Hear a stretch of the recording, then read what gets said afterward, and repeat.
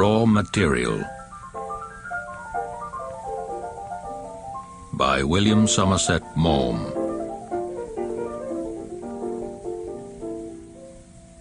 I have long had in mind a novel in which a card sharper was the principal character, and going up and down the world I have kept my eyes open for members of this profession, because the idea is prevalent that it is a slightly dishonorable one. The persons who follow it do not openly acknowledge the fact. Their reticence is such that it is often not till you have become quite closely acquainted with them, or even have played cards with them 2 or 3 times, that you discover in what fashion they earn their living. But even then they have a disinclination to enlarge upon the mysteries of their craft. They have a weakness for passing themselves off for cavalrymen, commercial agents, or landed proprietors.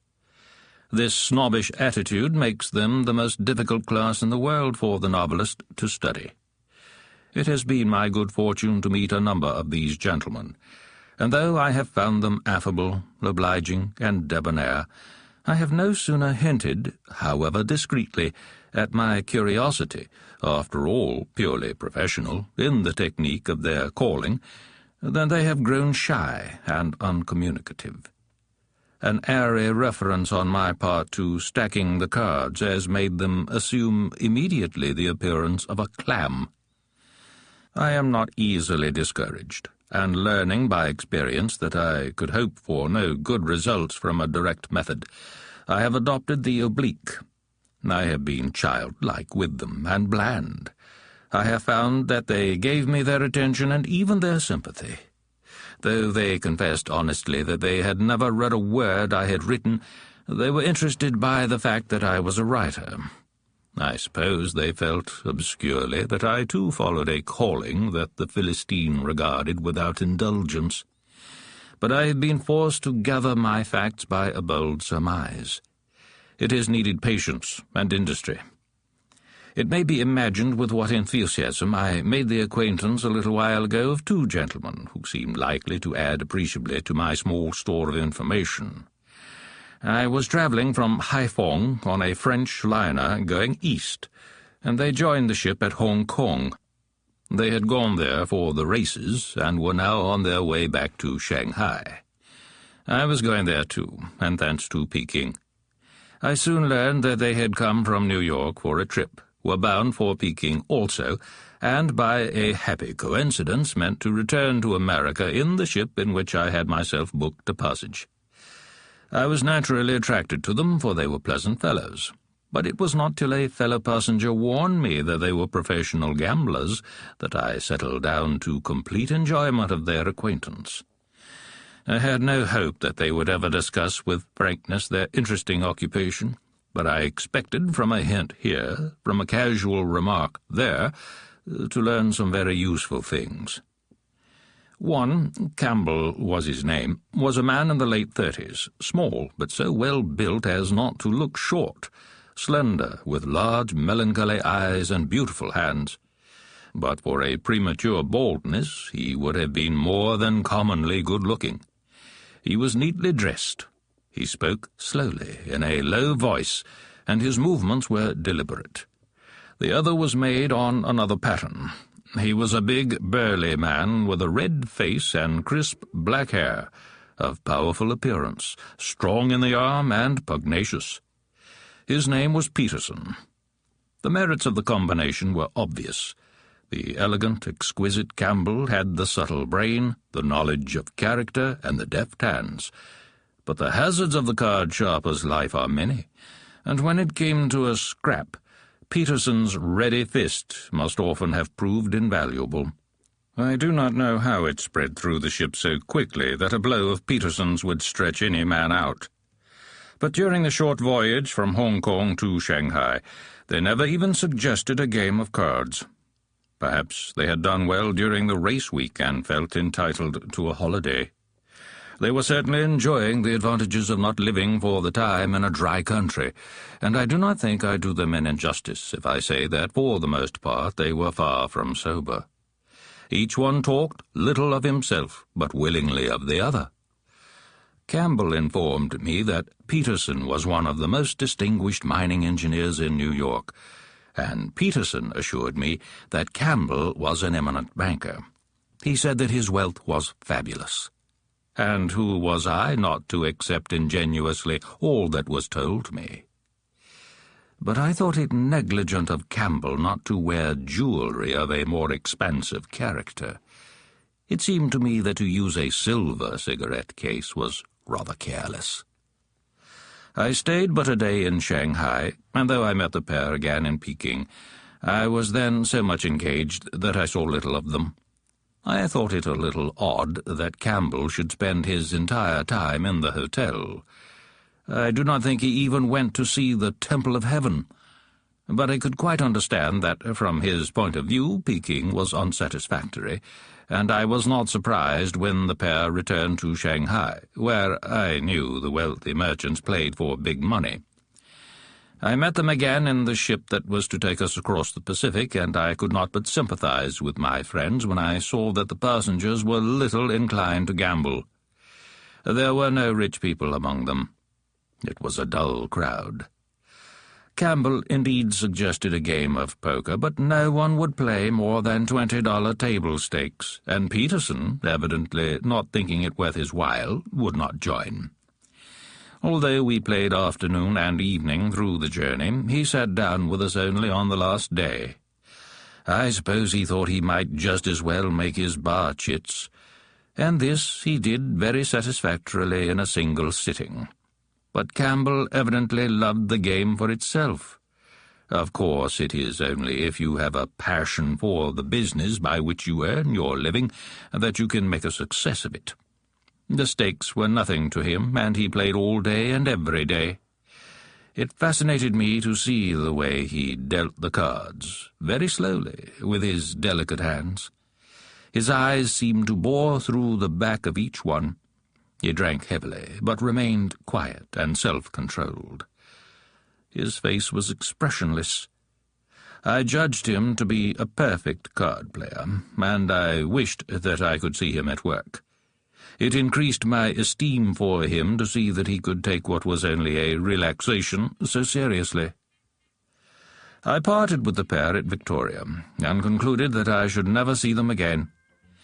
I set about sorting my impressions, and made notes of the various points that I thought would prove useful. When I arrived in New York, I found an invitation to luncheon at the Ritz with an old friend of mine. When I went, she said to me, "It's quite a small party. A man is coming whom I think you'll like.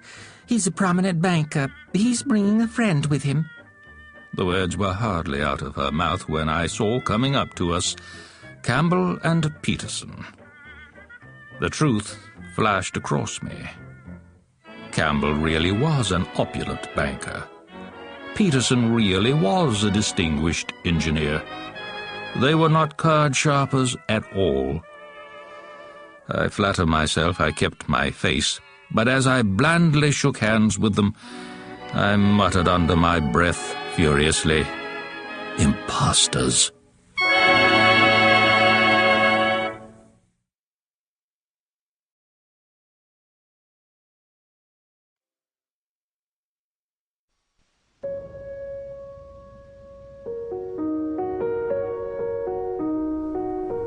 Mayhew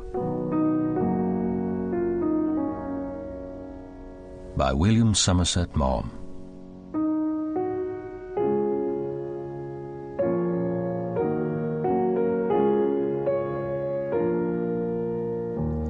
The lives of most men are determined by their environment. They accept the circumstances amid which fate has thrown them, not only with resignation, but even with goodwill. They are like streetcars, running contentedly on their rails, and they despise the sprightly flivver that dashes in and out of the traffic and speeds so jauntily across the open country. I respect them. They are good citizens, good husbands, and good fathers, and, of course, somebody has to pay the taxes. But I do not find them exciting. I am fascinated by the men, few enough in all conscience, who take life in their own hands and seem to mould it to their own liking. It may be that we have no such thing as free will, but at all events we have the illusion of it. At a crossroad, it does seem to us that we might go either to the right or the left, and, the choice once made, it is difficult to see that the whole course of the world's history obliged us to take the turning we did. I never met a more interesting man than Mayhew. He was a lawyer in Detroit. He was an able and a successful one. By the time he was 35, he had a large and a lucrative practice. He had amassed a competence, and he stood on the threshold of a distinguished career. He had an acute brain, an attractive personality, and uprightness. There was no reason why he should not become, financially or politically, a power in the land. One evening he was sitting in his club with a group of friends, and they were perhaps a little worse or the better for liquor. One of them had recently come from Italy, and he told them of a house he had seen at Capri, a house on the hill overlooking the Bay of Naples, with a large and shady garden. He described to them the beauty of the most beautiful island in the Mediterranean. "That sounds fine," said Mayhew. "Is that house for sale?" "Well, everything's for sale in Italy." "Well, let's send them a cable and make an offer for it." "What in heaven's name would you do with a house in Capri?" "Live in it," said Mayhew. He sent for a cable form, wrote it out, and dispatched it. In a few hours the reply came back. The offer was accepted. Mayhew was no hypocrite, and he made no secret of the fact that he would never have done so wild a thing if he'd been sober. But when he was, he did not regret it. He was neither an impulsive nor an emotional man, but a very honest and sincere one. He would never have continued from bravado in a course that he had come to the conclusion was unwise. He made up his mind to do exactly as he had said. He did not care for wealth, and he had enough money on which to live in Italy. He thought he could do more with life than spend it on composing the trivial quarrels of unimportant people. He had no definite plan. He merely wanted to get away from a life that had given him all it had to offer. I suppose his friends thought him crazy. Some must have done all they could to dissuade him. He arranged his affairs, packed up his furniture, and started.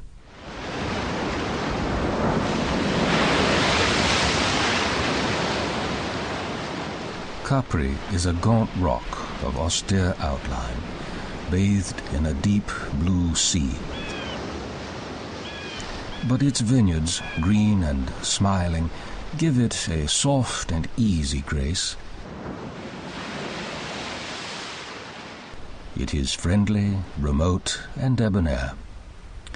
I find it strange that Mayhew should have settled on this lovely island, for I never knew a man more insensible to beauty.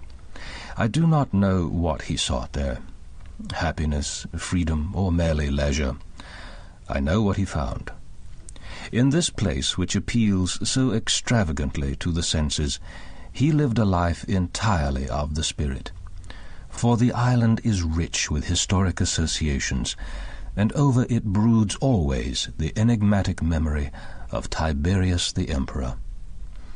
From his windows, which overlooked the Bay of Naples, with the noble shape of Vesuvius changing color with the changing light, Mayhew saw 100 places that recalled the Romans and the Greeks. The past began to haunt him. All that he saw for the first time, for he had never been abroad before, excited his fancy, and in his soul stirred the creative imagination. He was a man of energy. Presently he made up his mind to write a history. For some time he looked about for a subject, and at last decided on the 2nd century of the Roman Empire. It was little known, and it seemed to him to offer problems analogous with those of our own day. He began to collect books, and soon he had an immense library. His legal training had taught him to read quickly. He settled down to work. At first he had been accustomed to foregather in the evening with the painters, writers, and such like who met in the little tavern near the piazza. But presently he withdrew himself, for his absorption in his studies became more pressing. He had been accustomed to bathe in that bland sea and to take long walks among the pleasant vineyards, but little by little, grudging the time, he ceased to do so. He worked harder than he had ever worked in Detroit. He would start at noon and work all through the night, till the whistle of the steamer that goes every morning from Capri to Naples told him that it was 5 o'clock and time to go to bed. His subject opened out before him, vaster and more significant, and he imagined a work that would put him forever beside the great historians of the past. As the years went by, he was to be found seldom in the ways of men. He could be tempted to come out of his house only by a game of chess or the chance of an argument. He loved to set his brain against another's. He was widely read now, not only in history, but in philosophy and science, and he was a skilful controversialist, quick, logical, and incisive. But he had good humour and kindliness. Though he took a very human pleasure in victory, he did not exult in it to your mortification. When first he came to the island, he was a big, brawny fellow, with thick black hair and a black beard, of a powerful physique, but gradually his skin became pale and waxy. He grew thin and frail. It was an odd contradiction in the most logical of men that, though a convinced and impetuous materialist, he despised the body. He looked upon it as a vile instrument which he could force to do the spirit's bidding. Neither illness nor lassitude prevented him from going on with his work. For 14 years he toiled unremittingly. He made thousands and thousands of notes. He sorted and classified them. He had his subject at his fingertips, and at last was ready to begin. He sat down to write. He died. The body that he, the materialist, had treated so contumeliously took its revenge on him. That vast accumulation of knowledge is lost forever. Vain was that ambition, surely not an ignoble one, to set his name beside those of Gibbon and Mommsen. His memory is treasured in the hearts of a few friends, fewer, alas, as the years pass on, and to the world he is unknown in death as he was in life. And yet, to me, his life was a success. The pattern is good and complete. He did what he wanted, and he died when his goal was in sight, and he never knew the bitterness of an end achieved.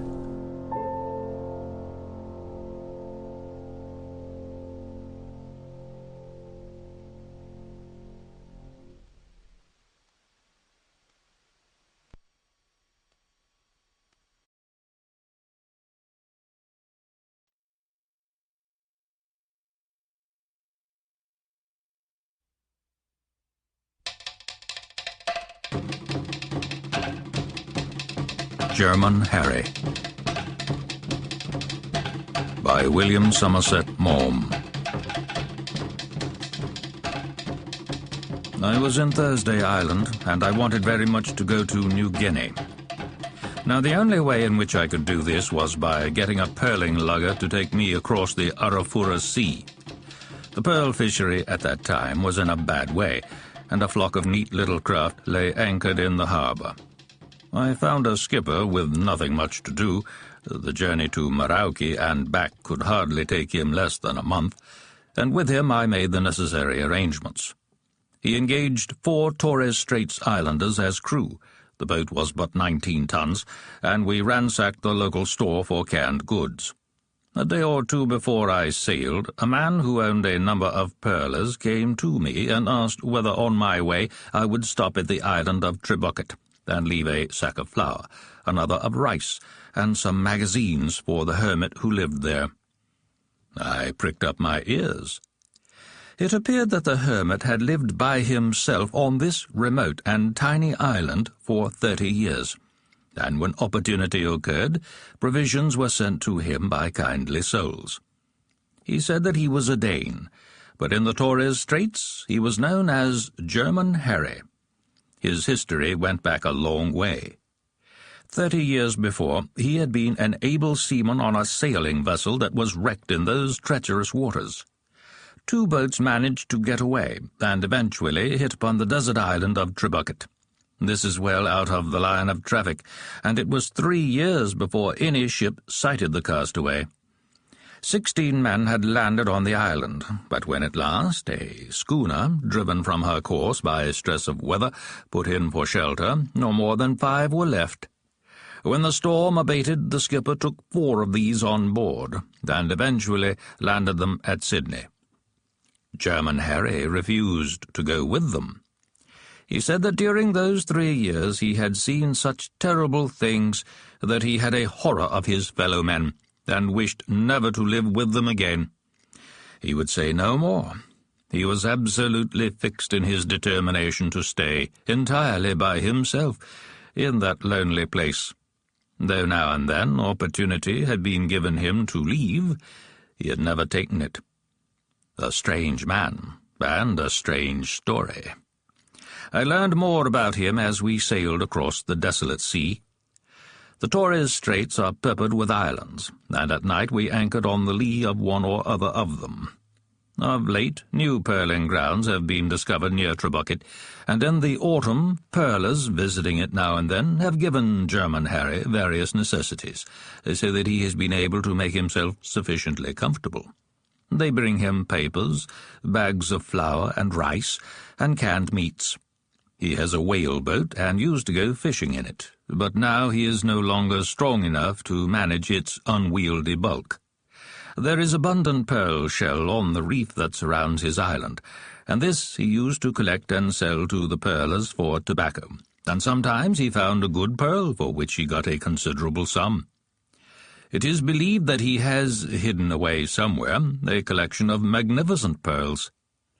During the war no pearlers came out, and for years he never saw a living soul. For all he knew, a terrible epidemic had killed off the entire human race, and he was the only man alive. He was asked later what he thought. "I thought something had happened," he said. He ran out of matches and was afraid that his fire would go out, so he only slept in snatches, putting wood on his fire from time to time all day and all night. He came to the end of his provisions and lived on chickens, fish, and coconuts. Sometimes he got a turtle. During the last 4 months of the year there may be 2 or 3 pearlers about, and not infrequently, after the day's work, they will row in and spend an evening with him. They try to make him drunk, and then they ask him what happened during those 3 years after the 2 boatloads came to the island. How was it that 16 landed, and at the end of that time only 5 were left? He never says a word. Drunk or sober, he is equally silent on that subject, and if they insist, grows angry and leaves them. I forgot if it was 4 or 5 days before we sighted the hermit's little kingdom. We had been driven by bad weather to take shelter, and had a couple of days at an island on the way. Trabucket is a low island, perhaps a mile round, covered with coconuts, just raised above the level of the sea, and surrounded by a reef, so that it can be approached only on one side. There is no opening in the reef, and the lugger had to anchor a mile from the shore. We got into a dinghy with the provisions. It was a stiff pull, and even within the reef the sea was choppy. I saw the little hut, sheltered by trees, in which German Harry lived, and as we approached he sauntered down slowly to the water's edge. We shouted a greeting, but he did not answer. He was a man of over 70, very bald, hatchet-faced, with a grey beard, and he walked with a roll so that you could never have taken him for anything but a seafaring man. His sunburn made his blue eyes look very pale, and they were surrounded by wrinkles, as though for long years he had spent interminable hours scanning the vacant sea. He wore dungarees and a singlet, patched but neat and clean. The house to which he presently led us consisted of a single room with a roof of corrugated iron. There was a bed in it, some rough stools which he himself had made, a table and his various household utensils. Under a tree in front of it was a table and a bench. Behind was an enclosed run for his chickens. I cannot say that he was pleased to see us. He accepted our gifts as a right, without thanks, and grumbled a little because something or other he needed had not been brought. He was silent and morose. He was not interested in the news we had to give him, for the outside world was no concern of his. The only thing he cared about was his island. He looked upon it with a jealous, proprietary right. He called it my health resort, and he feared that the coconuts that covered it would tempt some enterprising trader. He looked at me with suspicion. He was somberly curious to know what I was doing in these seas. He used words with difficulty, talking to himself rather than to us, and it was a little uncanny to hear him mumble away as though we were not there. But he was moved when my skipper told him that an old man of his own age, whom he had known for a long time, was dead. "Old Charlie dead. That's too bad. Old Charlie dead." He repeated it over and over again. I asked him if he read.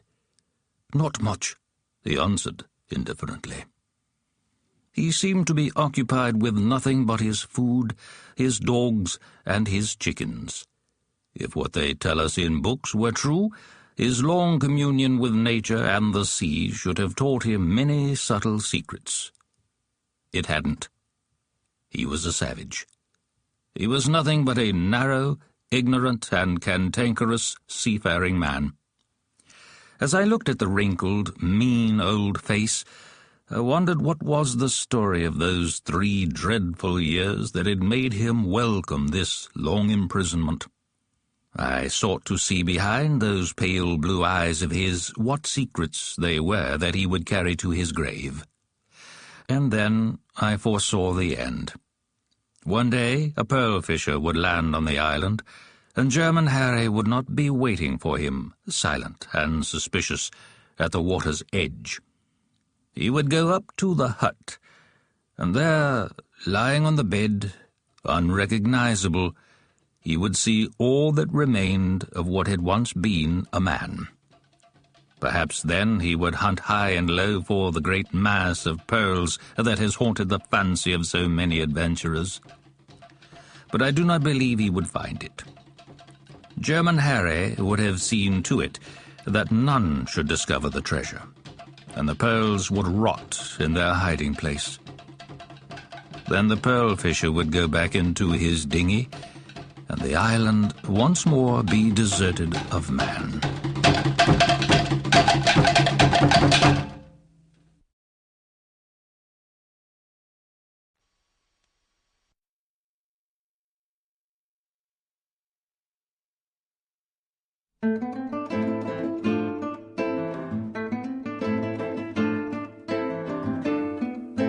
The Happy Man by William Somerset Maugham.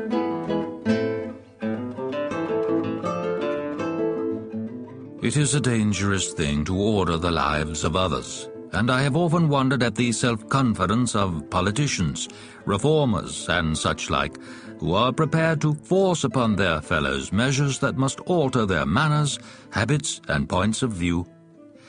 I have always hesitated to give advice, for how can one advise another how to act unless one knows that other as well as one knows oneself?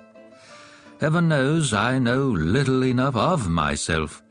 I know nothing of others. We can only guess at the thoughts and emotions of our neighbors. Each one of us is a prisoner in a solitary tower, and he communicates with the other prisoners who form mankind by conventional signs that have not quite the same meaning for them as for himself. And life, unfortunately, is something that you can lead but once. Mistakes are often irreparable, and who am I that I should tell this one and that how he should lead it? Life is a difficult business, and I have found it hard enough to make my own a complete and rounded thing. I have not been tempted to teach my neighbor what he should do with his. But there are men who flounder at the journey's start. The way before them is confused and hazardous, and on occasion, however unwillingly, I have been forced to point the finger of fate. Sometimes men have said to me, "What shall I do with my life?" And I have seen myself for a moment wrapped in the dark cloak of destiny. Once I know that I advised well. I was a young man, and I lived in a modest apartment in London near Victoria Station. Late one afternoon, when I was beginning to think that I had worked enough for that day, I heard a ring at the bell. I opened the door to a total stranger.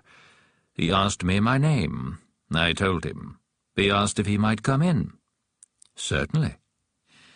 I let him into my sitting-room and begged him to sit down. He seemed a trifle embarrassed. I offered him a cigarette, and he had some difficulty in lighting it without letting go of his hat. When he had satisfactorily achieved this feat, I asked him if I should not put it on a chair for him.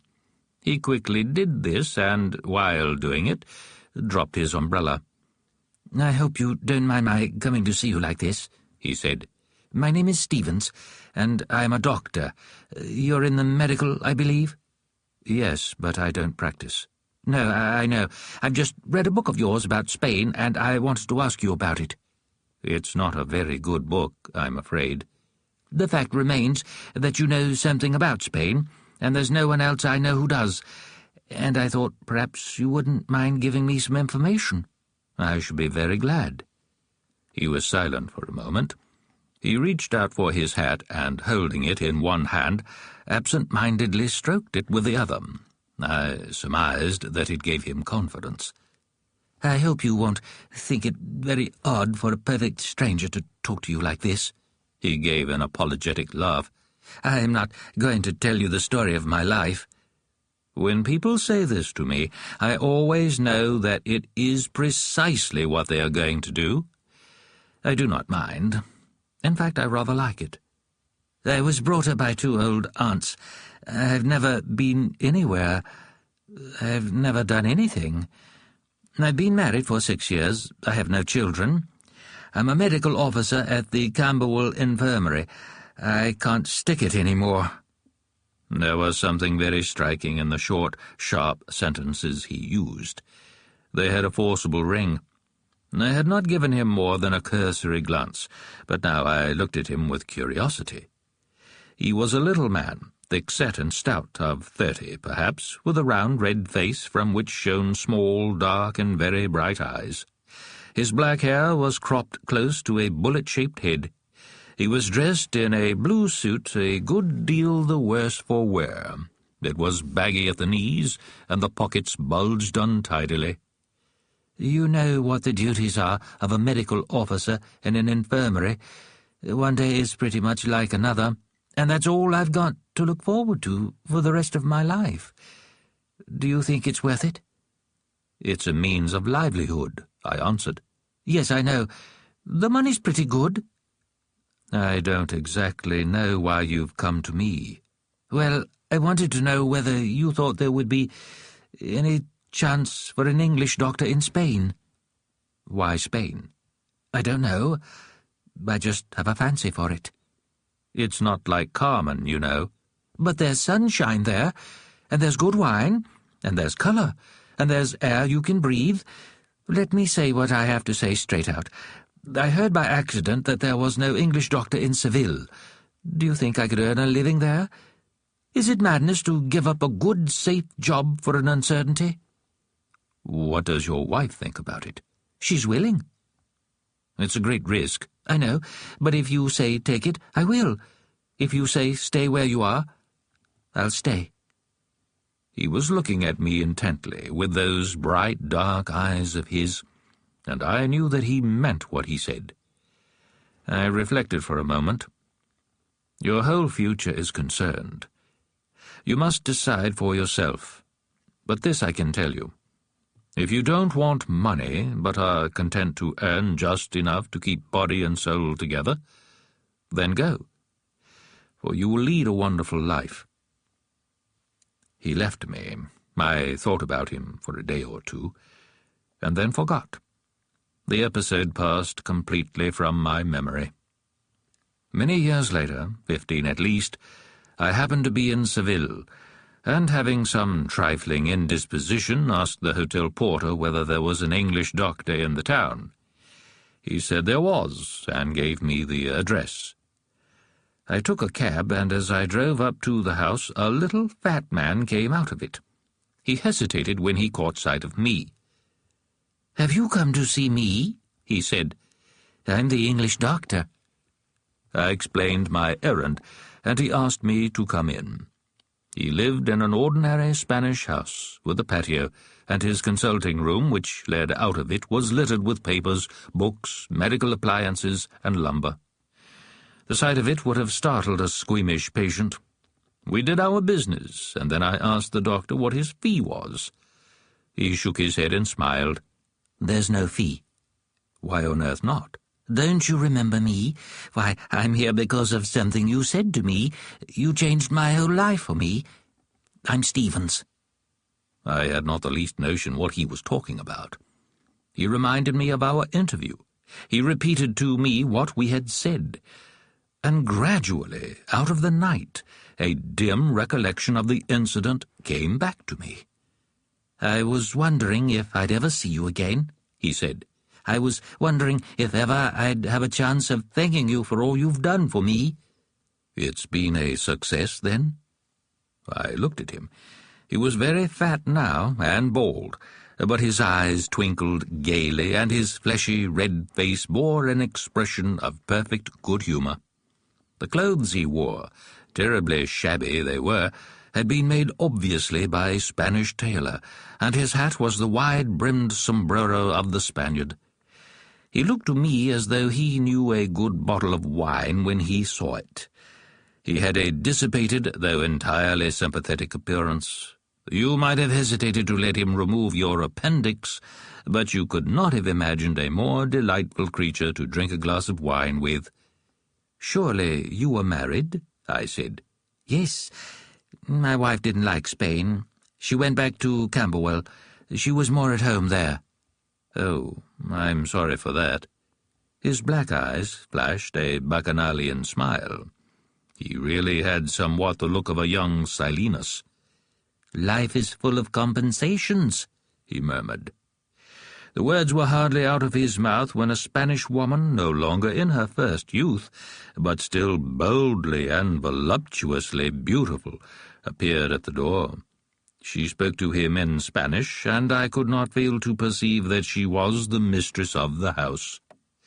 As he stood at the door to let me out, he said to me, "You told me when last I saw you that if I came here I should earn just enough money to keep body and soul together, but that I should lead a wonderful life. Well, I want to tell you that you were right. Poor I have been, and poor I shall always be. But by heaven, I've enjoyed myself. I wouldn't exchange the life I've had with that of any king in the world."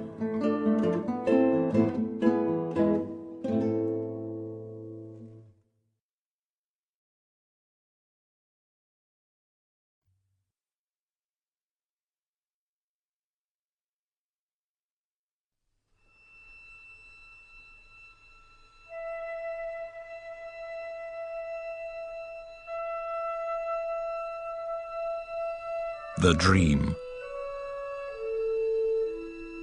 by William Somerset Maugham.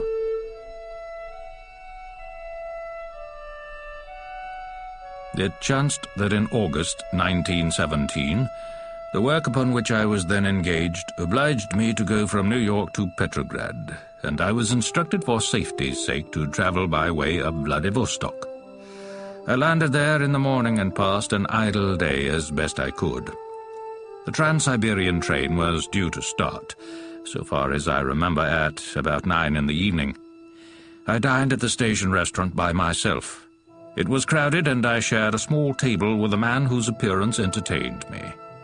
He was a Russian, a tall fellow, but amazingly stout, and he had so vast a paunch that he was obliged to sit well away from the table.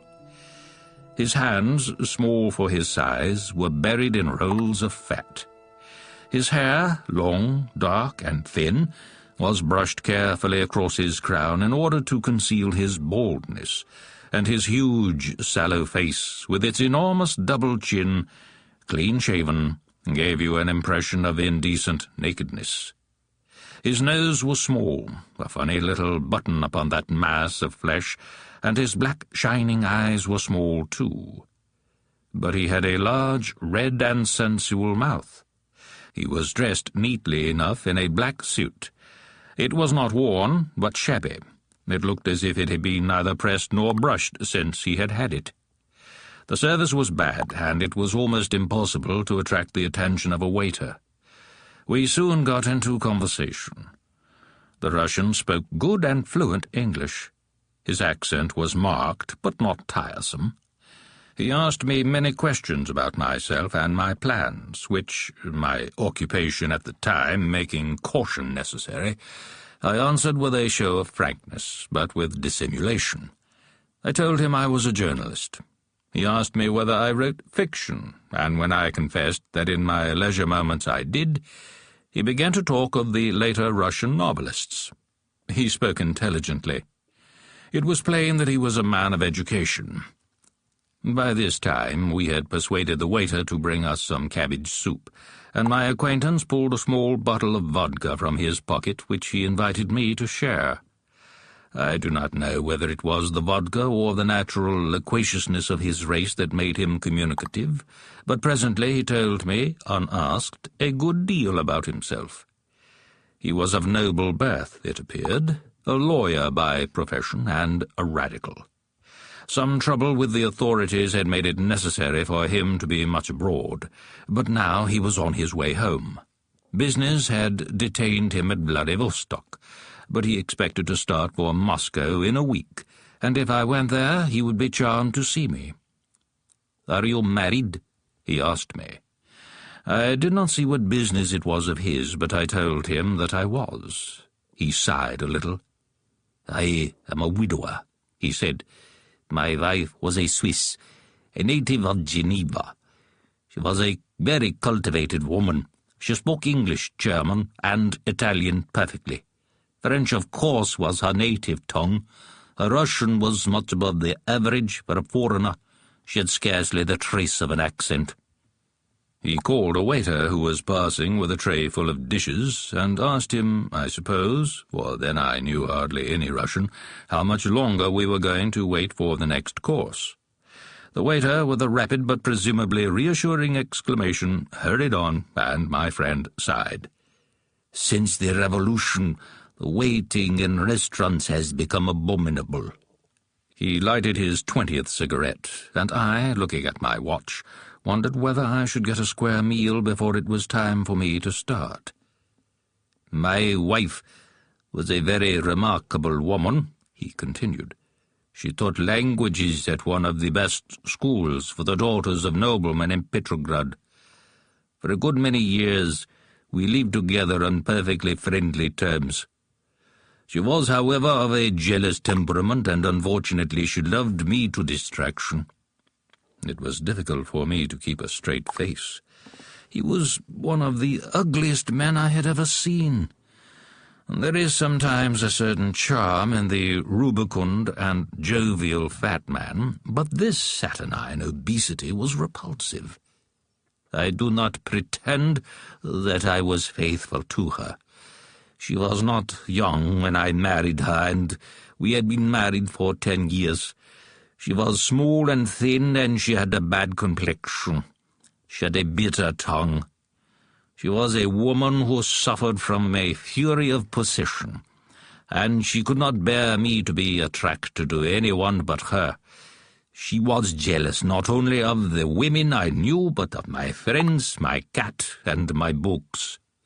On one occasion in my absence she gave away a coat of mine merely because I liked none of my coats so well. But I am of equable temperament. I will not deny that she bored me, but I accepted her acrimonious disposition as an act of God, and no more thought of rebelling against it than I would against bad weather or a cold in the head.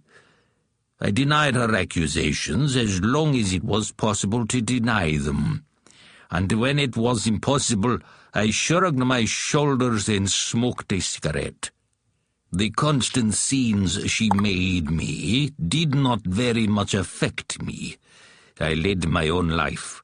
Sometimes, indeed, I wondered whether it was passionate love she felt for me or passionate hate. It seemed to me that love and hate were very near allied.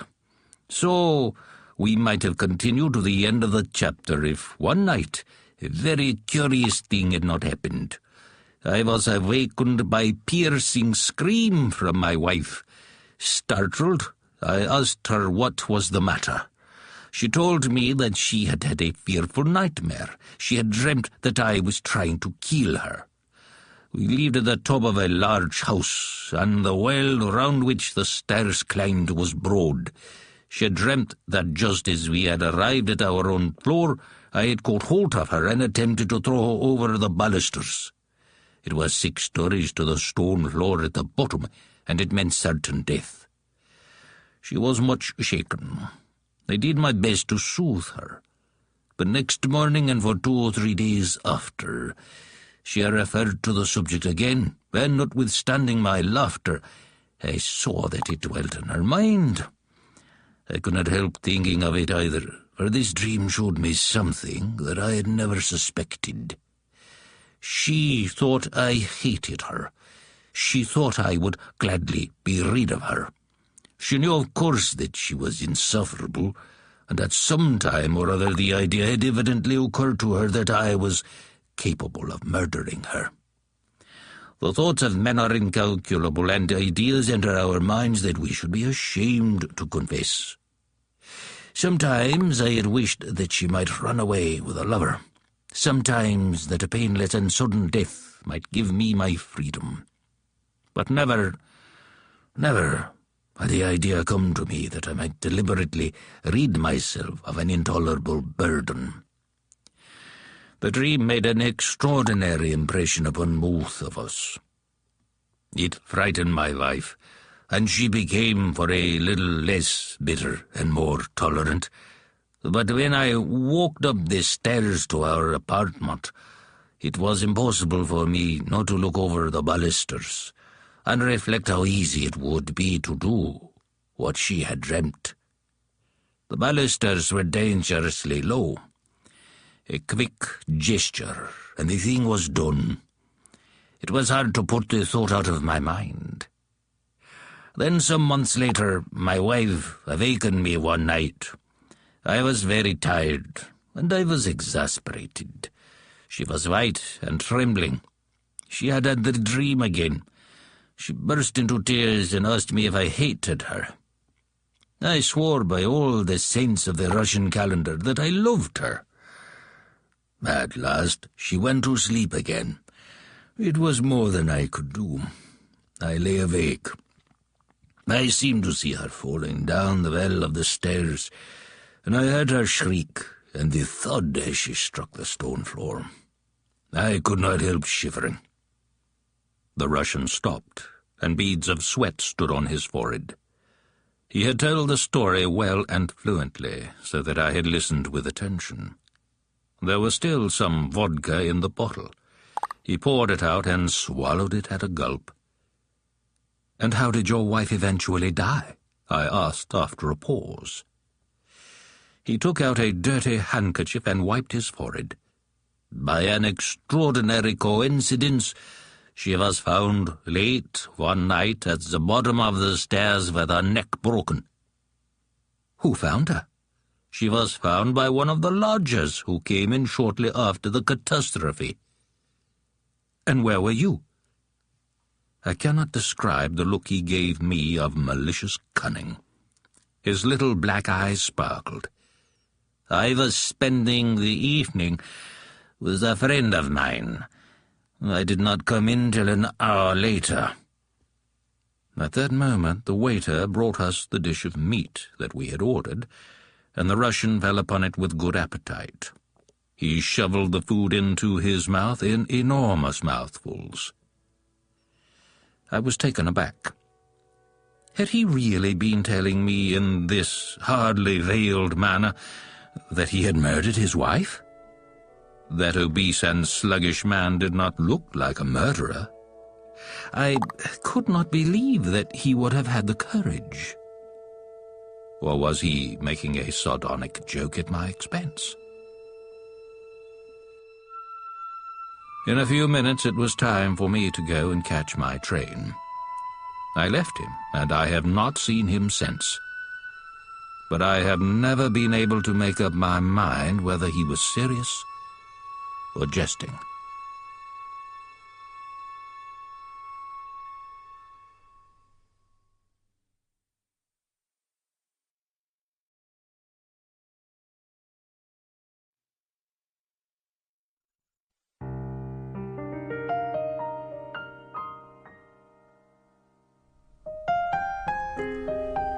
In a Strange Land by William Somerset Maugham. I am of a roving disposition, but I travel not to see imposing monuments, which indeed somewhat bore me, nor beautiful scenery, of which I soon tire. I travel to see men. I avoid the great. I would not cross the road to meet a president or a king. I am content to know the writer in the pages of his book, and the painter in his picture. But I have journeyed 100 leagues to see a missionary of whom I had heard a strange story, and I have spent a fortnight in a vile hotel in order to improve my acquaintance with a billiard marker. I should be inclined to say that I am not surprised to meet any sort of person, were it not that there is one sort that I am constantly running against, and that never fails to give me a little shock of amused astonishment. This is the elderly Englishwoman, generally of adequate means, who is to be found living alone, up and down the world, in unexpected places. You do not wonder when you hear of her living in a villa on a hill outside a small Italian town, the only Englishwoman in the neighborhood, and you are almost prepared for it when a lonely hacienda is pointed out to you in Andalusia, and you are told that there has dwelt for many years an English lady. But it is more surprising when you hear that the only white person in a Chinese city is an Englishwoman, not a missionary, who lives there, none knows why. And there is another who inhabits an island in the South Seas, and a third who has a bungalow on the outskirts of a large village in the center of Java. They live solitary lives, these women, without friends, and they do not welcome the stranger. Though they may not have seen one of their own race for months, they will pass you on the road as though they did not see you, and if, presuming on your nationality, you should call, as likely as not they will decline to see you. But if they do, they will give you a cup of tea from a silver teapot, and on a plate of old Worcester you will find Scotch scones. They will talk to you politely, as though they were entertaining you in a Kentish vicarage, but when you take your leave will show no particular desire to continue the acquaintance. One wonders in vain what strange instinct is it that has driven them to separate themselves from their kith and kin, and thus to live apart from all their natural interests in an alien land. Is it romance they have sought, or freedom? But of all these English women whom I have met, or perhaps only heard of, for as I have said, they are difficult of access, the one who remains most vividly in my memory is an elderly person who lived in Asia Minor. I had arrived after a tedious journey at a little town from which I proposed to make the ascent of a celebrated mountain, and I was taken to a rambling hotel that stood at its foot. I arrived late at night and signed my name in the book. I went up to my room. It was cold, and I shivered as I undressed, but in a moment there was a knock at the door, and the dragoman came in. "Signora Nicolini's compliments," he said. To my astonishment he handed me a hot water bottle. I took it with grateful hands. "Who is Signora Nicolini?" I asked. "She is the proprietor of this hotel," he answered. I sent her my thanks, and he withdrew. The last thing I expected in a scrubby hotel in Asia Minor, kept by an old Italian woman, was a beautiful hot water bottle. There is nothing I like more. If we were not all sick to death of the war, I would tell you the story of how 6 men risked their lives to fetch a hot water bottle from a chateau in Flanders that was being bombarded.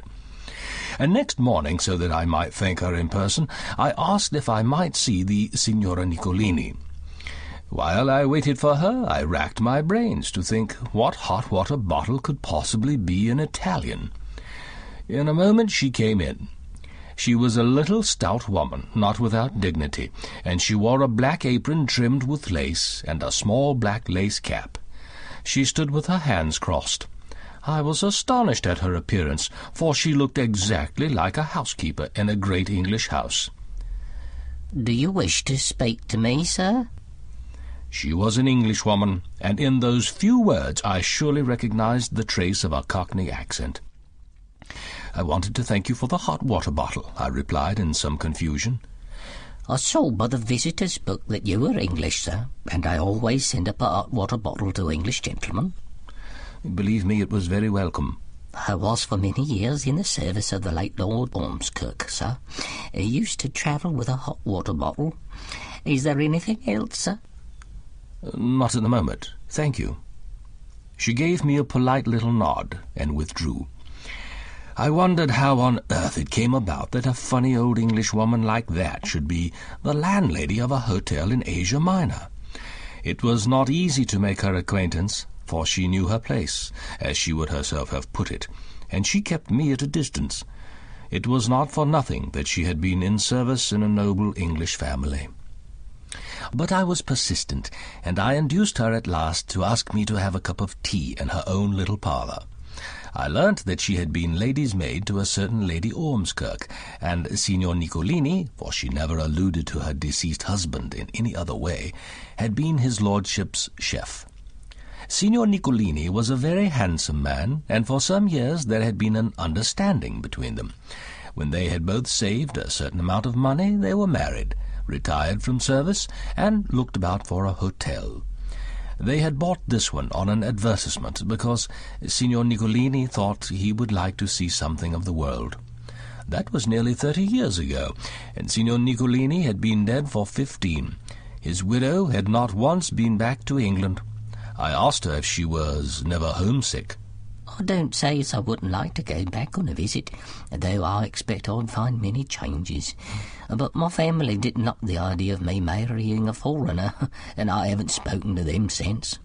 Of course, there are many things here that are not the same as what they have at home, but it's surprising what you get used to. I see a lot of life. I don't know as I should care to live the humdrum life they do in a place like London."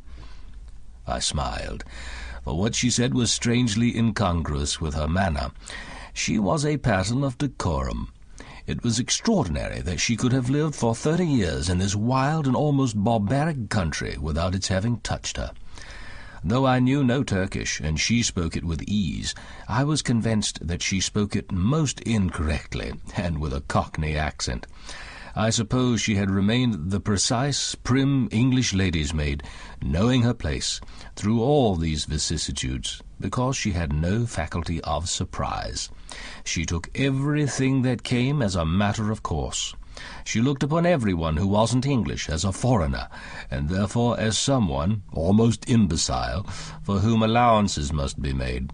She ruled her staff despotically, for did she not know how an upper servant in a great house should exercise his authority over the under-servants? And everything about the hotel was clean and neat. "I do my best," she said when I congratulated her on this, standing, as always when she spoke to me, with her hands respectfully crossed. "Of course one can't expect foreigners to have the same ideas we have, but as his lordship used to say to me, what we've got to do, Parker, he said to me, what we've got to do in this life is to make the best of our raw material." But she kept her greatest surprise for the eve of my departure. "I'm glad you're not going before you've seen my 2 sons, sir." "I didn't know you had any." "They've been away on business, but they've just come back. You'll be surprised when you've seen them. I've trained them with my own hands, so to speak, and when I'm gone they'll carry on the hotel between them." In a moment 2 tall, swarthy, strapping young fellows entered the hall. Her eyes lit up with pleasure. They went up to her and took her in their arms and gave her resounding kisses. "They don't speak English, sir, but they understand a little, and of course they speak Turkish like natives, and Greek and Italian." I shook hands with the pair, and then Signora Nicolini said something to them, and they went away. "They're handsome fellows, Signora," I said. "You must be very proud of them." I am, sir, and they're both good boys, both of them. They've never given me a moment's trouble from the day they was born, and they're the very image of Signor Niccolini. I must say that no one would think they had an English mother. I'm not exactly their mother, sir. I've just sent them along to say how do you do to her. I dare say I looked a little confused.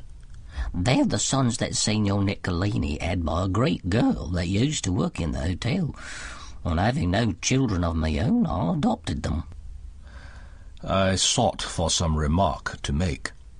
I hope you don't think that there's any blame attaches to Signor Niccolini, she said, drawing herself up a little. I shouldn't like you to think that, sir.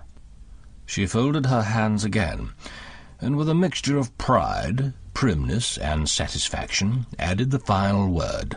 Signor Niccolini was a very full-blooded man.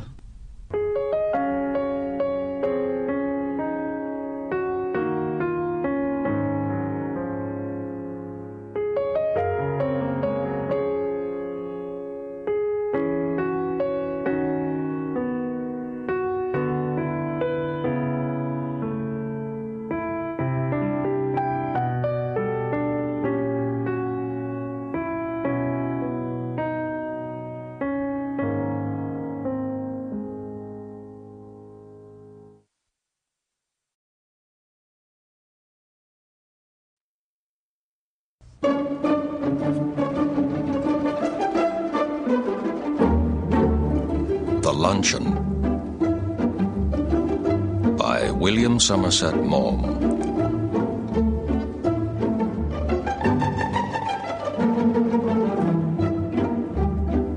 I caught sight of her at the play, and in answer to her beckoning I went over during the interval and sat down beside her. It was long since I had last seen her, and if someone had not mentioned her name, I hardly think I would have recognized her. She addressed me brightly. Well, it's many years since we first met. How time does fly. We're none of us getting any younger. Do you remember the first time I saw you? You asked me to luncheon. Did I remember? It was 20 years ago, and I was living in Paris. I had a tiny apartment in the Latin Quarter overlooking a cemetery, and I was earning barely enough money to keep body and soul together. She had read a book of mine and had written to me about it. I answered thanking her, and presently I received from her another letter saying that she was passing through Paris and would like to have a chat with me. But her time was limited, and the only free moment she had was on the following Thursday. She was spending the morning at the Luxembourg, and would I give her a little luncheon at Foyot's afterwards. Foyot's is a restaurant at which the French senators eat, and it was so far beyond my means that I had never even thought of going there. But I was flattered, and I was too young to have learned to say no to a woman. Few men, I may add, learn this until they are too old to make of it any consequence to a woman what they say. I had 80 francs, gold francs, to last me the rest of the month, and a modest luncheon should not cost more than 15. If I cut out coffee for the next 2 weeks, I could manage well enough. I answered that I would meet my friend, by correspondence, at Foyot's on Thursday at 12:30.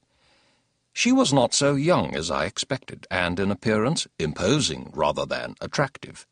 She was, in fact, a woman of 40, a charming age, but not one that excites a sudden and devastating passion at first sight, and she gave me the impression of having more teeth, white and large and even, than were necessary for any practical purpose. She was talkative, but since she seemed inclined to talk about me, I was prepared to be an attentive listener. I was startled when the bill of fare was brought, for the prices were a great deal higher than I had anticipated. But she reassured me. I never eat anything for luncheon, she said. Oh, don't say that, I answered generously. I never eat more than one thing. I think people eat far too much nowadays. A little fish, perhaps. I wonder if they have any salmon. Well, it was early in the year for salmon, and it was not on the bill of fare, but I asked the waiter if there was any.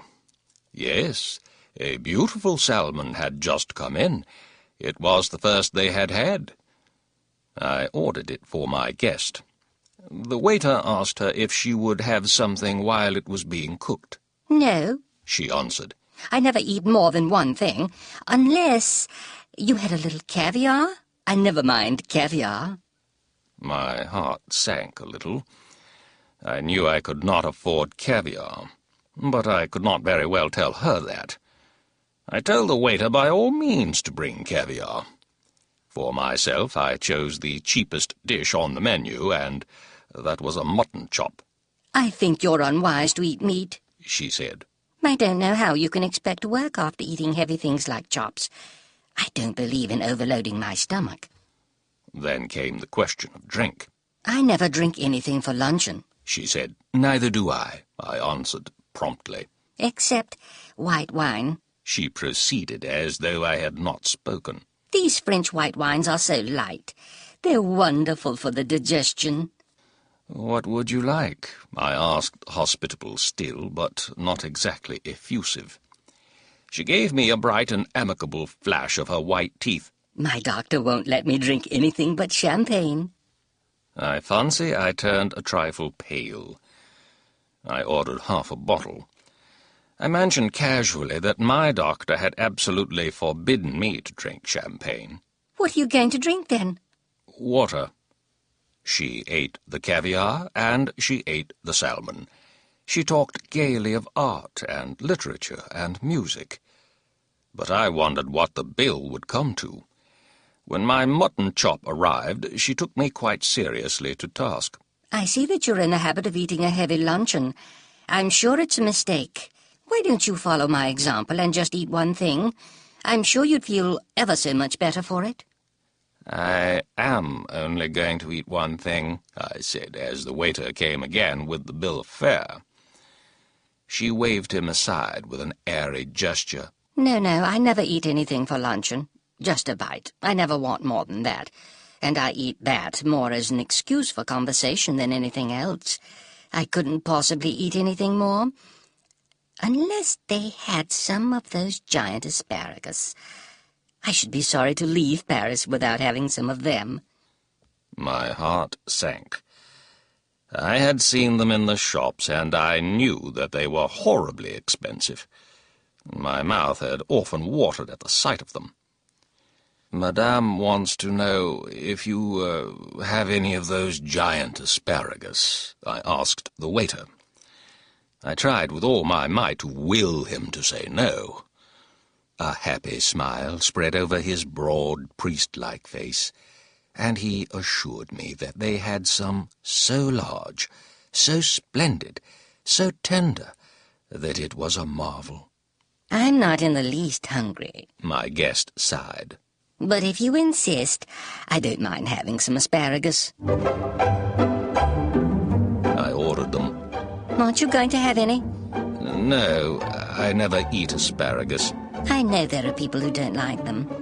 The fact is, you ruin your palate by all the meat you eat. We waited for the asparagus to be cooked. Panic seized me. It was not a question now how much money I should have left over for the rest of the month, but whether I had enough to pay the bill. It would be mortifying to find myself 10 francs short and be obliged to borrow from my guest. I could not bring myself to do that. I knew exactly how much I had, and if the bill came to more, I made up my mind that I would put my hand in my pocket and, with a dramatic cry, start up and say it had been picked. Of course, it would be awkward if she had not money enough either to pay the bill. Then the only thing would be to leave my watch and say I would come back and pay later. The asparagus appeared. They were enormous, succulent, and appetizing. The smell of the melted butter tickled my nostrils as the nostrils of Jehovah were tickled by the burned offerings of the virtuous Semites. I watched the abandoned woman thrust them down her throat in large, voluptuous mouthfuls, and in my polite way I discoursed on the condition of the drama in the Balkans. At last she finished. "Coffee?" I said. "Yes, just an ice cream and coffee," she answered. I was past caring now, so I ordered coffee for myself and an ice cream and coffee for her. "You know, there's one thing I thoroughly believe in," she said as she ate the ice cream. "One should always get up from a meal feeling one could eat a little more." "Are you still hungry?" I asked faintly. No, I'm not hungry. You see, I don't eat luncheon. I have a cup of coffee in the morning and then dinner, but I never eat more than one thing for luncheon. I was speaking for you. Oh, I see. Then a terrible thing happened. While we were waiting for the coffee, the head waiter, with an ingratiating smile on his false face, came up to us bearing a large basket full of huge peaches. They had the blush of an innocent girl. They had the rich tone of an Italian landscape. But surely peaches were not in season then? Lord knew what they cost. I knew, too, a little later, for my guest, going on with her conversation, absent-mindedly took one. You see, you've filled your stomach with a lot of meat. My one miserable little chop. And you can't eat any more. But I've just had a snack, and I shall enjoy a peach. The bill came. When I paid it, I found that I had only enough for a quite inadequate tip. Her eyes rested for an instant on the 3 francs I left for the waiter, and I knew that she thought me mean. But when I walked out of the restaurant, I had the whole month before me and not a penny in my pocket. Follow my example, she said as we shook hands. And never eat more than one thing for luncheon. I'll do better than that, I retorted. I'll eat nothing for dinner tonight. Humorist, she cried gaily, jumping into a cab. You're quite a humorist. But I have had my revenge at last. I do not believe that I am a vindictive man. But when the immortal gods take a hand in the matter, it is pardonable to observe the result with complacency. Today, she weighs 200 pounds.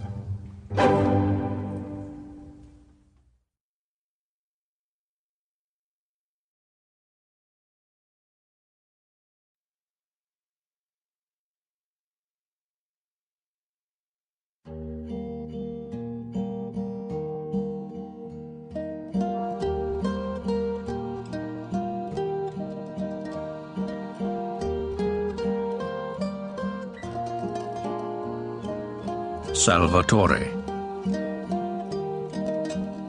by William Somerset Maugham.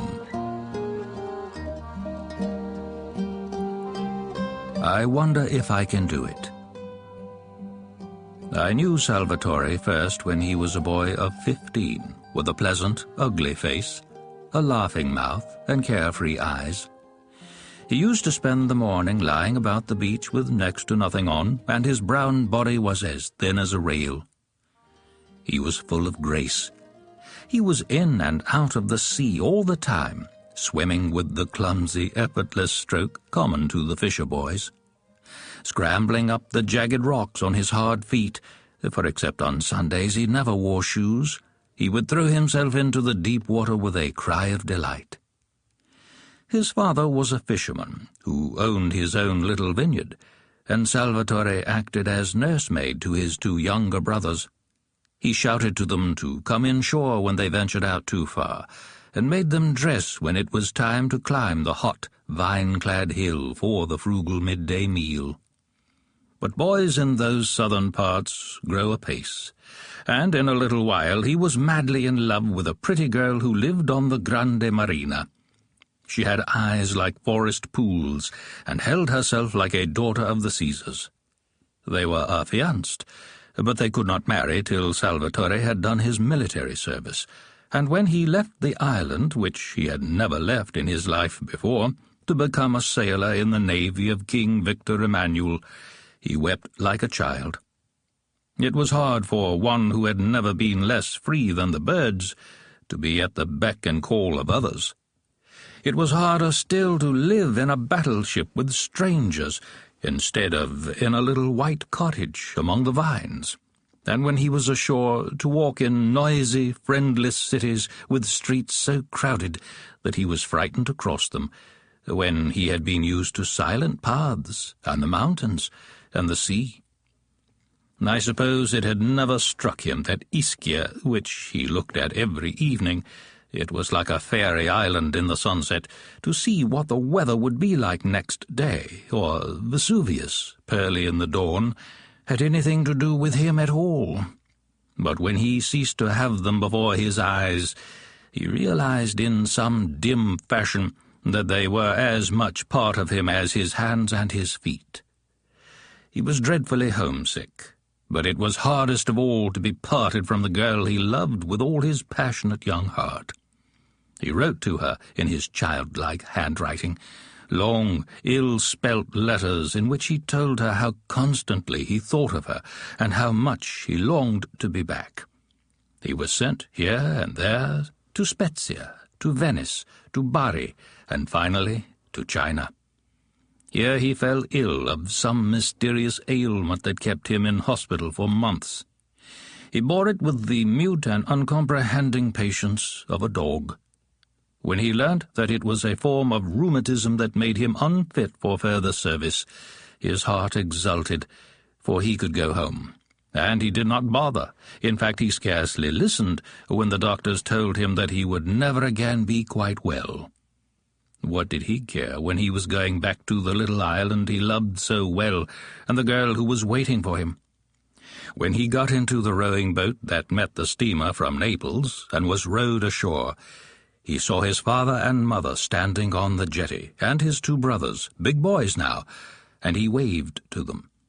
His eyes searched among the crowd that waited there for the girl. He could not see her. There was a great deal of kissing when he jumped up the steps, and they all, emotional creatures, cried a little as they exchanged their greetings. He asked where the girl was. His mother told him that she did not know. They had not seen her for 2 or 3 weeks. So in the evening, when the moon was shining over the placid sea and the lights of Naples twinkled in the distance, he walked down to the Grande Marina, to her house. She was sitting on the doorstep with her mother. He was a little shy, because he had not seen her for so long.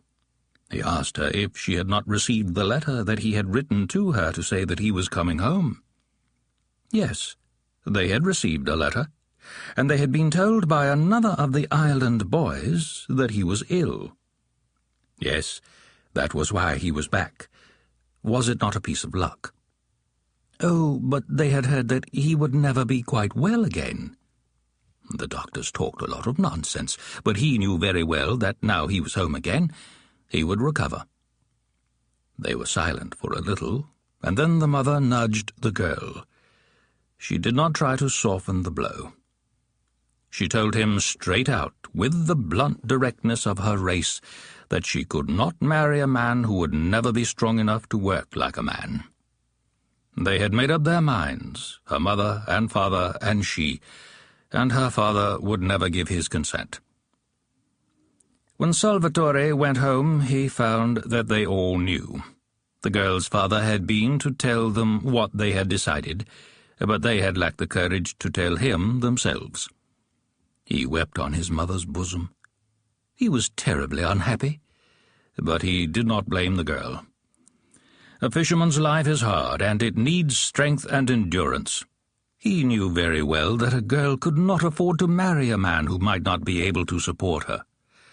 His smile was very sad, and his eyes had the look of a dog that has been beaten. But he did not complain, and he never said a hard word of the girl he had loved so well. Then, a few months later, when he had settled down to the common round, working in his father's vineyard and fishing, his mother told him that there was a young woman in the village who was willing to marry him. Her name was Assunta. "She's as ugly as the devil," he said. She was older than he, 24 or 25, and she had been engaged to a man who, while doing his military service, had been killed in Africa. She had a little money of her own, and if Salvatore married her, she could buy him a boat of his own, and they could take a vineyard that, by a happy chance, happened at that moment to be without a tenant. His mother told him that Assunta had seen him at the festa, and had fallen in love with him. Salvatore smiled his sweet smile, and said he would think about it. On the following Sunday, dressed in the stiff black clothes in which he looked so much less well than in the ragged shirt and trousers of every day, he went up to High Mass at the parish church, and placed himself so that he could have a good look at the young woman. When he came down again, he told his mother that he was willing. Well, they were married, and they settled down in a tiny whitewashed house in the middle of a handsome vineyard. Salvatore was now a great big husky fellow, tall and broad, but still with that ingenuous smile and those trusting, kindly eyes that he had had as a boy. He had the most beautiful manners I have ever seen in my life. Assunta was a grim-visaged female with decided features, and she looked old for her years. But she had a good heart, and she was no fool. I used to be amused by the little smile of devotion that she gave her husband when he was being very masculine and masterful. She never ceased to be touched by his gentle sweetness. But she could not bear the girl who had thrown him over, and notwithstanding Salvatore's smiling expostulations, she had nothing but harsh words for her. Presently children were born to them. It was a hard enough life. All through the fishing season, towards evening, he set out in his boat with one of his brothers for the fishing grounds. It was a long pool of 6 or 7 miles, and he spent the night catching the profitable cuttlefish. Then there was the long row back again in order to sell the catch in time for it to go on the early boat to Naples. At other times he was working in his vineyard from dawn till the heat drove him to rest, and then again, when it was a trifle cooler, till dusk. Often his rheumatism prevented him from doing anything at all, and then he would lie about the beach, smoking cigarettes, with a pleasant word for everyone, notwithstanding the pain that racked his limbs. The foreigners who came down to bathe and saw him there said that these Italian fishermen were lazy devils. Sometimes he used to bring his children down to give them a bath. They were both boys, and at this time the elder was 3, and the younger less than 2. They sprawled about at the water's edge, stark naked, and Salvatore, standing on a rock, would dip them in the water. The elder one bore it with stoicism, but the baby screamed lustily.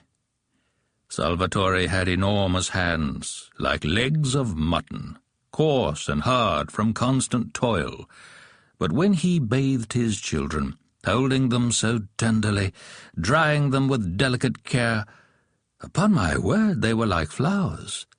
He would seat the naked body on the palm of his hand, and hold him, laughing a little at his smallness, and his laugh was like the laughter of an angel. His eyes then were as candid as his child's. I started by saying that I wondered if I could do it, and now I must tell you what it is that I have tried to do. I wanted to see whether I could hold your attention for a few pages while I drew for you the portrait of a man, just an ordinary fisherman who possessed nothing in the world except a quality which is the rarest, the most precious, and the loveliest that anyone can have. Heaven only knows why he should so strangely and unexpectedly have possessed it. All I know is that it shone in him with a radiance that, if it had not been so unconscious and so humble, would have been, to the common run of men, hardly bearable. And in case you have not guessed what the quality was, I will tell you. Goodness. Just goodness.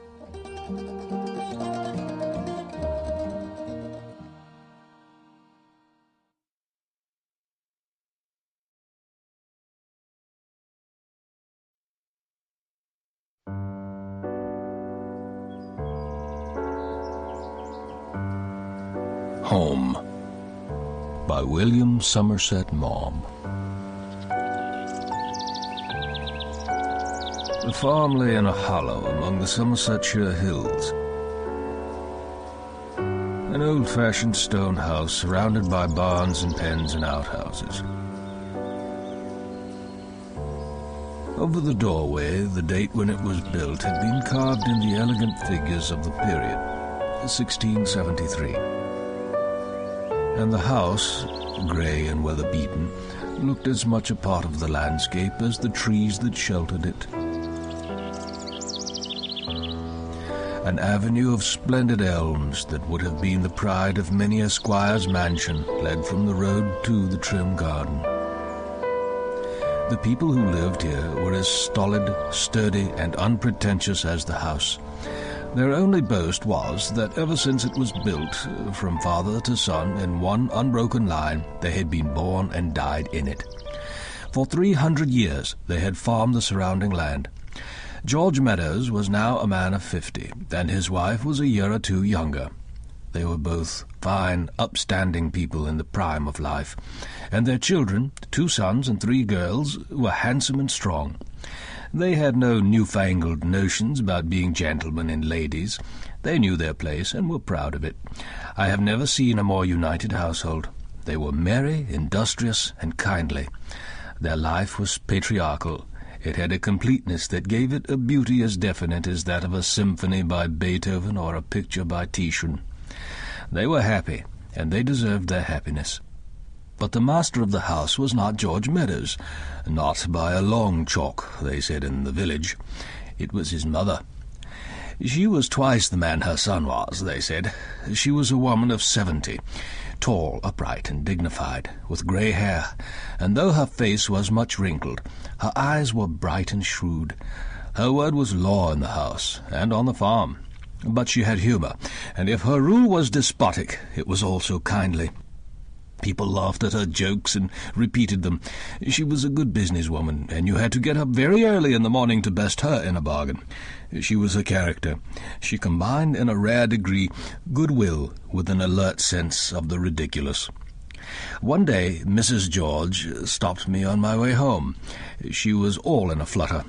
Her mother-in-law was the only Mrs. Meadows we knew. George's wife was only known as Mrs. George. "Whoever do you think is coming here today?" she asked me. "Uncle George Meadows. You know, him as was in China." Why, I thought he was dead. We all thought he was dead. I had heard the story of Uncle George Meadows a dozen times, and it had amused me because it had the savour of an old ballad. It was oddly touching to come across it in real life. For Uncle George Meadows and Tom, his younger brother, had both courted Mrs. Meadows when she was Emily Green, 50 years and more ago. And when she married Tom, George had gone away to sea. They heard of him on the China coast. For 20 years, now and then, he sent them presents. Then there was no more news of him. When Tom Meadows died, his widow wrote and told him, but received no answer, and at last they came to the conclusion that he must be dead. But 2 or 3 days ago, to their astonishment, they had received a letter from the matron of the sailors' home at Portsmouth. It appeared that for the last 10 years George Meadows, crippled with rheumatism, had been an inmate, and now, feeling that he had not much longer to live, wanted to see once more the house in which he was born. Albert Meadows, his great-nephew, had gone over to Portsmouth in the Ford to fetch him, and he was to arrive that afternoon. Just fancy, said Mrs. George. He's not been here for more than 50 years. He's never even seen my George, who's 51 next birthday. And what does Mrs. Meadows think of it? I asked. Well, you know what she is. She sits there and smiles to herself. All she says is, he was a good-looking young fellow when he left, but not so steady as his brother. That's why she chose my George's father. But he's probably quietened down by now, she says. Mrs. George asked me to look in and see him. With the simplicity of a country woman who had never been further from her home than London, she thought that because we had both been in China, we must have something in common. Of course I accepted. I found the whole family assembled when I arrived. They were sitting in the great old kitchen with its stone floor. Mrs. Meadows in her usual chair by the fire, very upright, and I was amused to see that she had put on her best silk dress, while her son and his wife sat at the table with their children. On the other side of the fireplace sat an old man, bunched up in a chair. He was very thin, and his skin hung on his bones like an old suit much too large for him. His face was wrinkled and yellow, and he had lost nearly all his teeth. I shook hands with him. "Well, I'm glad to see you've got here safely, Mr. Meadows," I said. Captain, He corrected. He walked here. Albert, his great-nephew, told me. When he got to the gate, he made me stop the car, said he wanted to walk. and mind you, I've not been out of my bed for 2 years. They carried me down and put me in the car. I thought I'd never walk again. But when I see them elm trees, I remember my father set a lot of store by them elm trees, and I felt I could walk.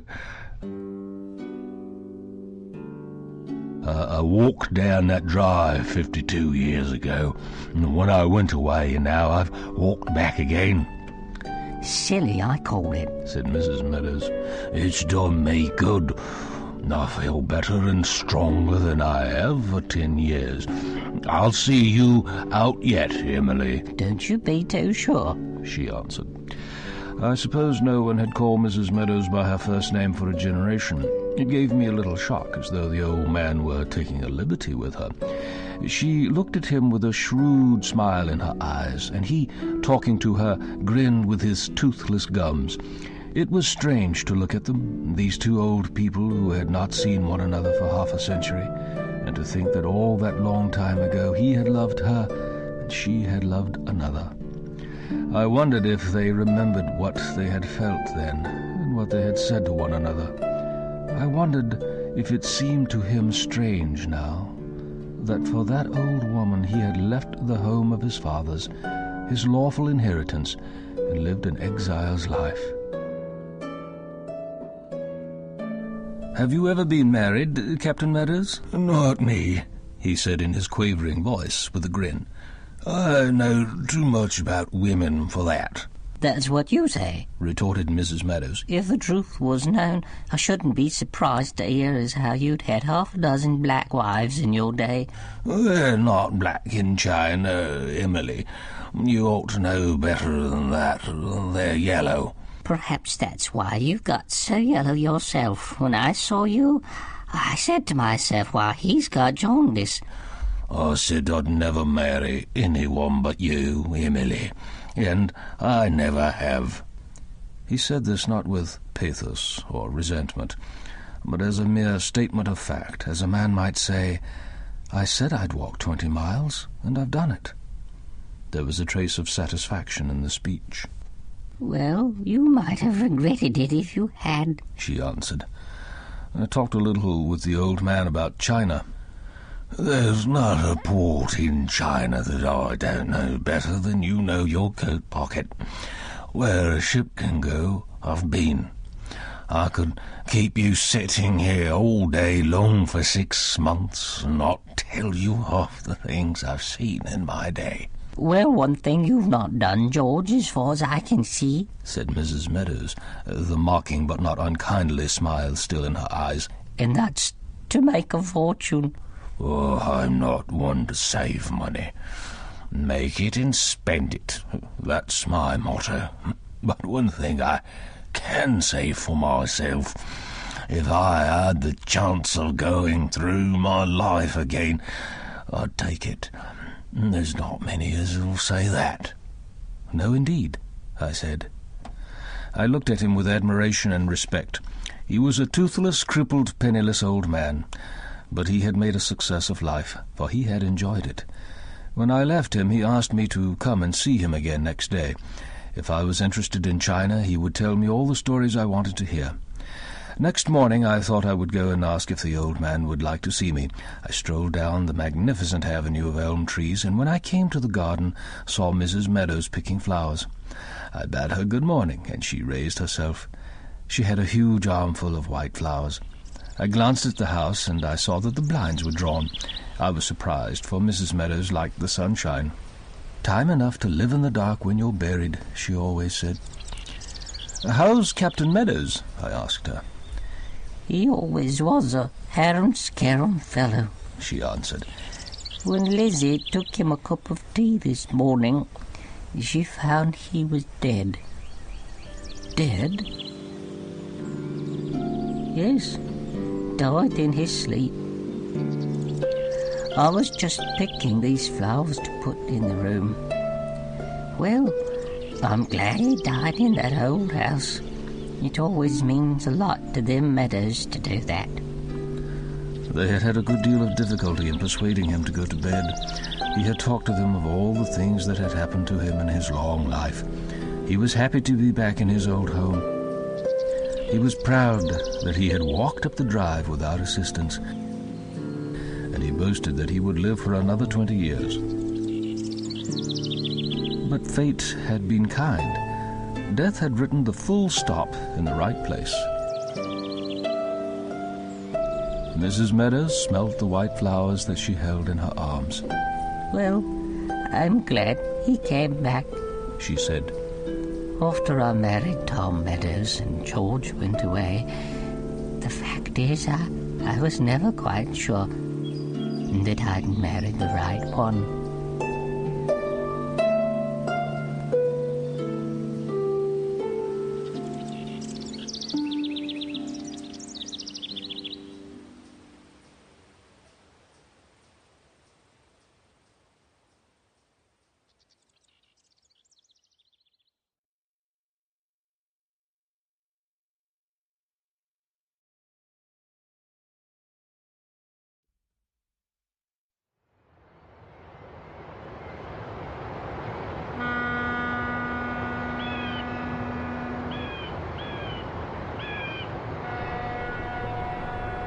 Mr. Noel by William Somerset Maugham. I was prepared to dislike Max Kelada even before I knew him. The war had just finished, and the passenger traffic in the ocean-going liners was heavy. Accommodation was very hard to get, and you had to put up with whatever the agents chose to offer you. You could not hope for a cabin to yourself, and I was thankful to be given one in which there were only 2 berths. But when I was told the name of my companion, my heart sank. It suggested closed portholes and the night air rigidly excluded. It was bad enough to share a cabin for 14 days with anyone. I was going from San Francisco to Yokohama, but I should have looked upon it with less dismay if my fellow passenger's name had been Smith or Brown. When I went on board, I found Mr. Kelada's luggage already below. I did not like the look of it. There were too many labels on the suitcases, and the wardrobe trunk was too big.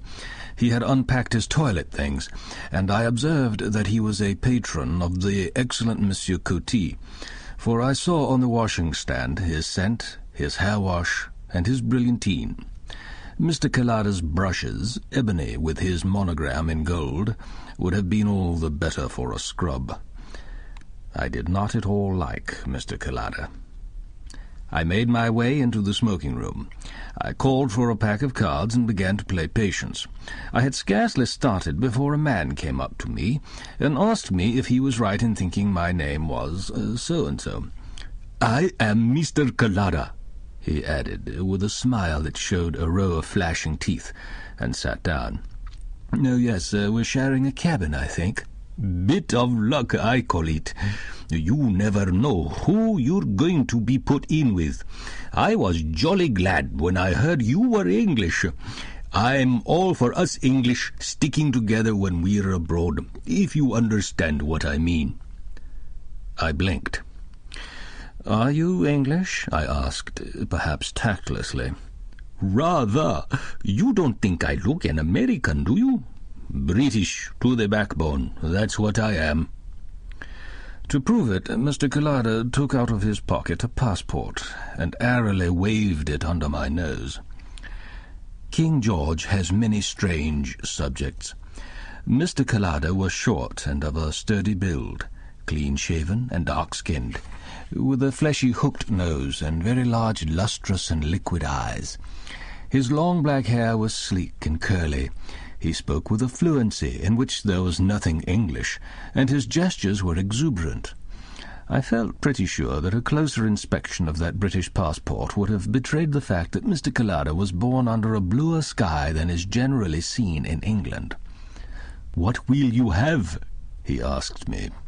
I looked at him doubtfully. Prohibition was in force, and to all appearances the ship was bone dry. When I am not thirsty, I do not know which I dislike more, ginger ale or lemon squash. But Mr. Collada flashed an oriental smile at me. "Whiskey and soda, or a dry martini. You have only to say the word." From each of his hip pockets he fished a flask, and laid them on the table before me. I chose the martini, and calling the steward, he ordered a tumbler of ice and a couple of glasses. "A very good cocktail," I said. "Well, there are plenty more where that came from, and if you've got any friends on board, you tell them you've got a pal who's got all the liquor in the world." Mr. Collada was chatty. He talked of New York and of San Francisco. He discussed plays, pictures, and politics. He was patriotic. The Union Jack is an impressive piece of drapery, but when it is flourished by a gentleman from Alexandria or Beirut, I cannot but feel that it loses somewhat in dignity. Mr. Collada was familiar.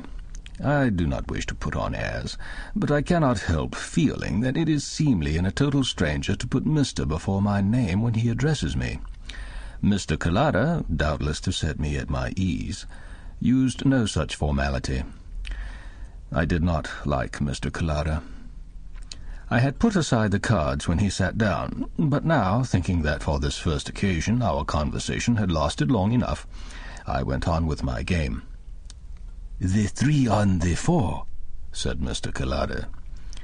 There is nothing more exasperating when you are playing patience than to be told where to put the card you have turned up before you have had a chance to look for yourself.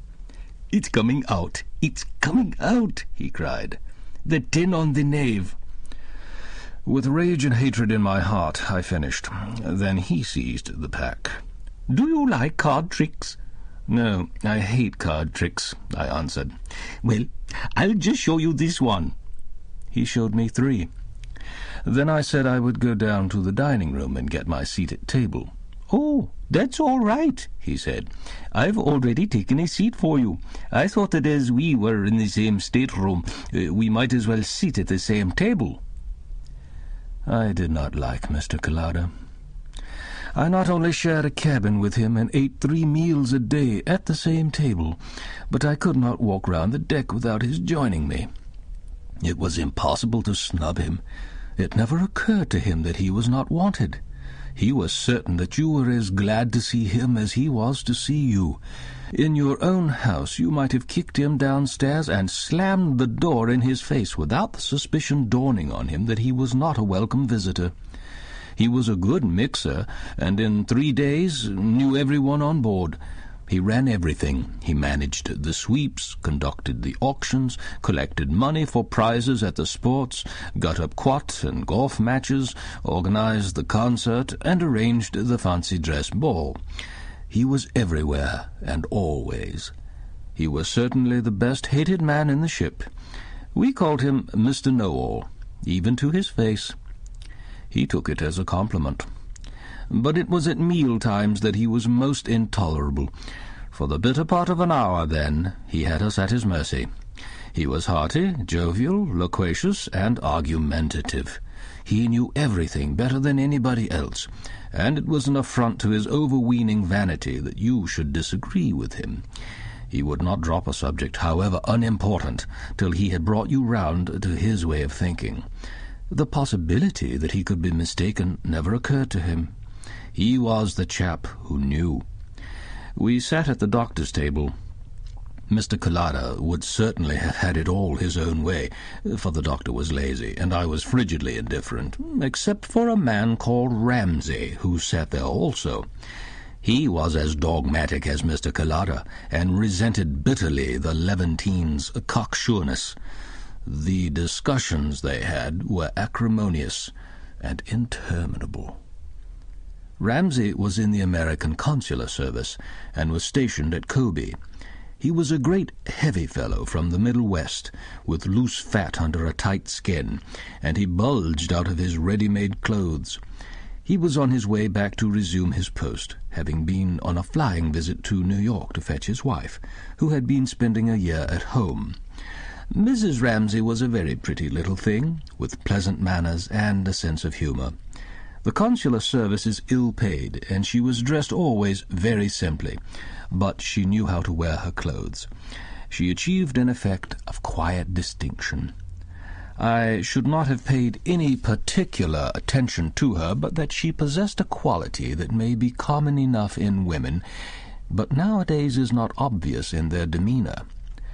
You could not look at her without being struck by her modesty.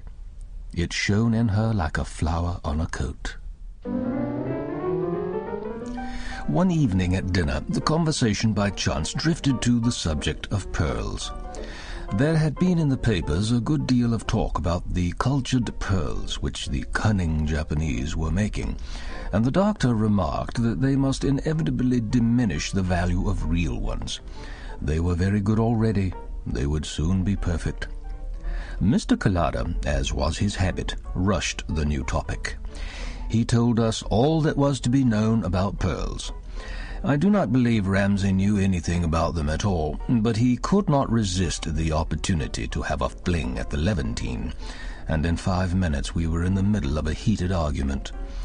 I had seen Mr. Collada vehement and voluble before, but never so voluble and vehement as now.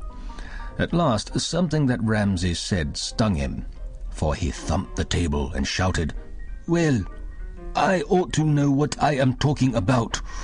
I'm going to Japan just to look into this Japanese pearl business.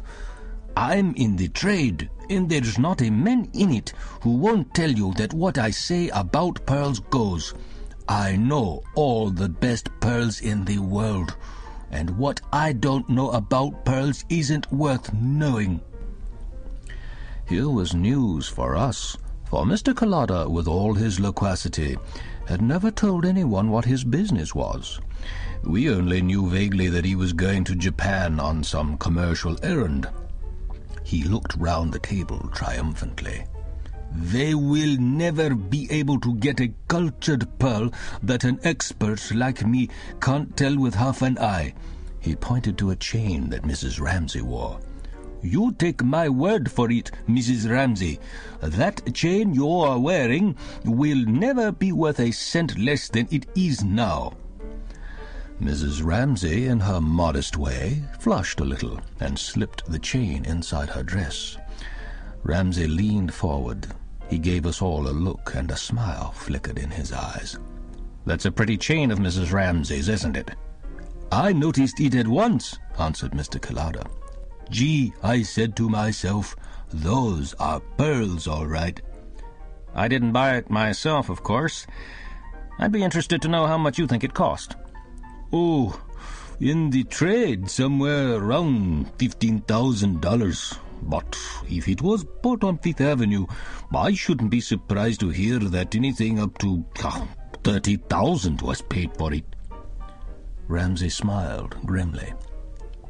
"You'll be surprised to hear that Mrs. Ramsay bought that string at a department store the day before we left New York, for $18. Mr. Collada flushed. "Rot! It's not only real, but it's as fine a string for its size as I've ever seen." "Will you bet on it? And I'll bet you $100 it's imitation." "Done." "Oh, Elmer, you can't bet on a certainty," said Mrs. Ramsay. She had a little smile on her lips, and her tone was gently deprecating. "Can't I? If I get a chance of easy money like that, I should be all sorts of a fool not to take it." "But how can it be proved?" she continued. "It's only my word against Mr. Collada's." "Let me look at the chain, and if it's imitation, I'll tell you quickly enough. I can afford to lose $100, said Mr. Collada. "Take it off, dear. Let the gentleman look at it as much as he wants." Mrs. Ramsay hesitated a moment. She put her hand to the clasp. "I can't undo it," she said. "Mr. Collada will just have to take my word for it." I had a sudden suspicion that something unfortunate was about to occur, but I could think of nothing to say.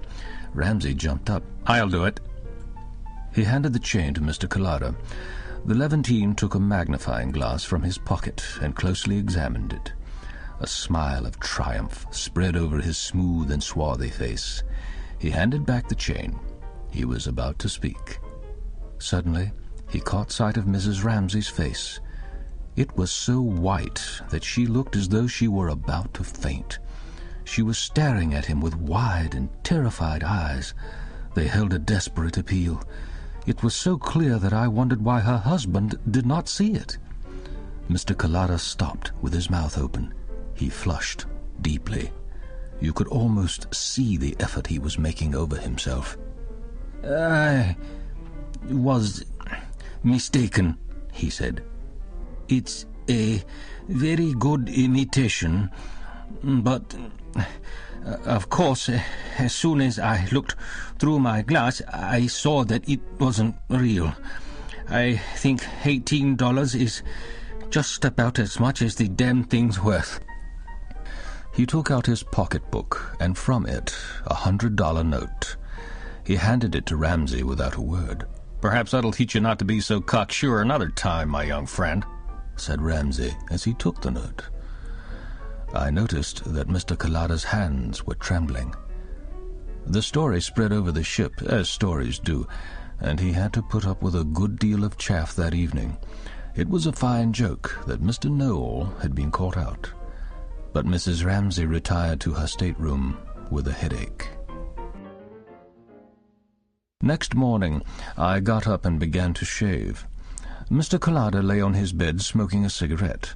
Suddenly there was a small scraping sound, and I saw a letter pushed under the door. I opened the door and looked out. There was nobody there. I picked up the letter and saw that it was addressed to Max Collada. The name was written in block letters. I handed it to him. "Who is this from?" He opened it. "Oh." He took out of the envelope not a letter, but a $100 note. He looked at me, and again he flushed. He tore the envelope into little bits and gave them to me. "Do you mind just throwing them out of the porthole?" I did as he asked, and then I looked at him with a smile. "No one likes being made to look a perfect damn fool," he said. "Were the pearls real?" I asked. "If I had a pretty little wife, I shouldn't let her spend a year in New York while I stayed at Kobe," said he. At that moment, I did not entirely dislike Mr. Collada. He reached out for his pocketbook and carefully put in it the $100 note.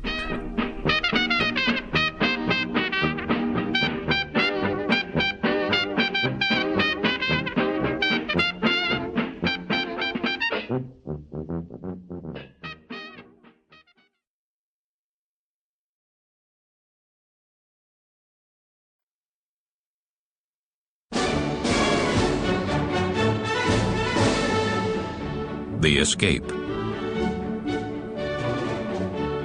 by William Somerset Maugham. I have always been convinced that if a woman once made up her mind to marry a man, nothing but instant flight could save him. Not always that, for once a friend of mine, seeing the inevitable loom menacingly before him, took ship from a certain port with a toothbrush for all his luggage, so conscious was he of his danger and the necessity for immediate action, and spent a year travelling round the world. But when, thinking himself safe, women are fickle, he said, and in 12 months she will have forgotten all about me, he landed at the self-same port, the first person he saw gaily waving to him from the quay was the little lady from whom he had fled. I have only once known a man who, in such circumstances, managed to extricate himself. His name was Roger Charing. He was no longer young when he fell in love with Ruth Barlow, and he had had sufficient experience to make him careful. But Ruth Barlow had a gift, or should I call it a quality, that renders most men defenceless, and it was this that dispossessed Roger of his common sense, his prudence, and his worldly wisdom. He went down like a row of ninepins. This was the gift of pathos. Mrs. Barlow, for she was twice a widow, had splendid dark eyes, and they were the most moving I ever saw. They seemed to be ever on the point of filling with tears. They suggested that the world was too much for her, and you felt that, poor dear, her sufferings had been more than anyone should be asked to bear. If, like Roger Charing, you were a strong, hefty fellow with plenty of money, it was almost inevitable that you should say to yourself, "I must stand between the hazards of life and this helpless little thing. Oh, how wonderful it would be to take the sadness out of those big and lovely eyes." I gathered from Roger that everyone had treated Mrs. Barlow very badly. She was apparently one of those unfortunate persons with whom nothing by any chance goes right. If she married a husband, he beat her. If she employed a broker, he cheated her. If she engaged a cook, she drank. She never had a little lamb, but it was sure to die. When Roger told me that he had at last persuaded her to marry him, I wished him joy. "I hope you'll be good friends," he said. "She's a little afraid of you, you know. She thinks you're careless." Upon my word, I don't know why she should think that. "You do like her, don't you?" "Very much." "She's had a rotten time, poor dear. I feel so dreadfully sorry for her." "Yes," I said. I couldn't say less.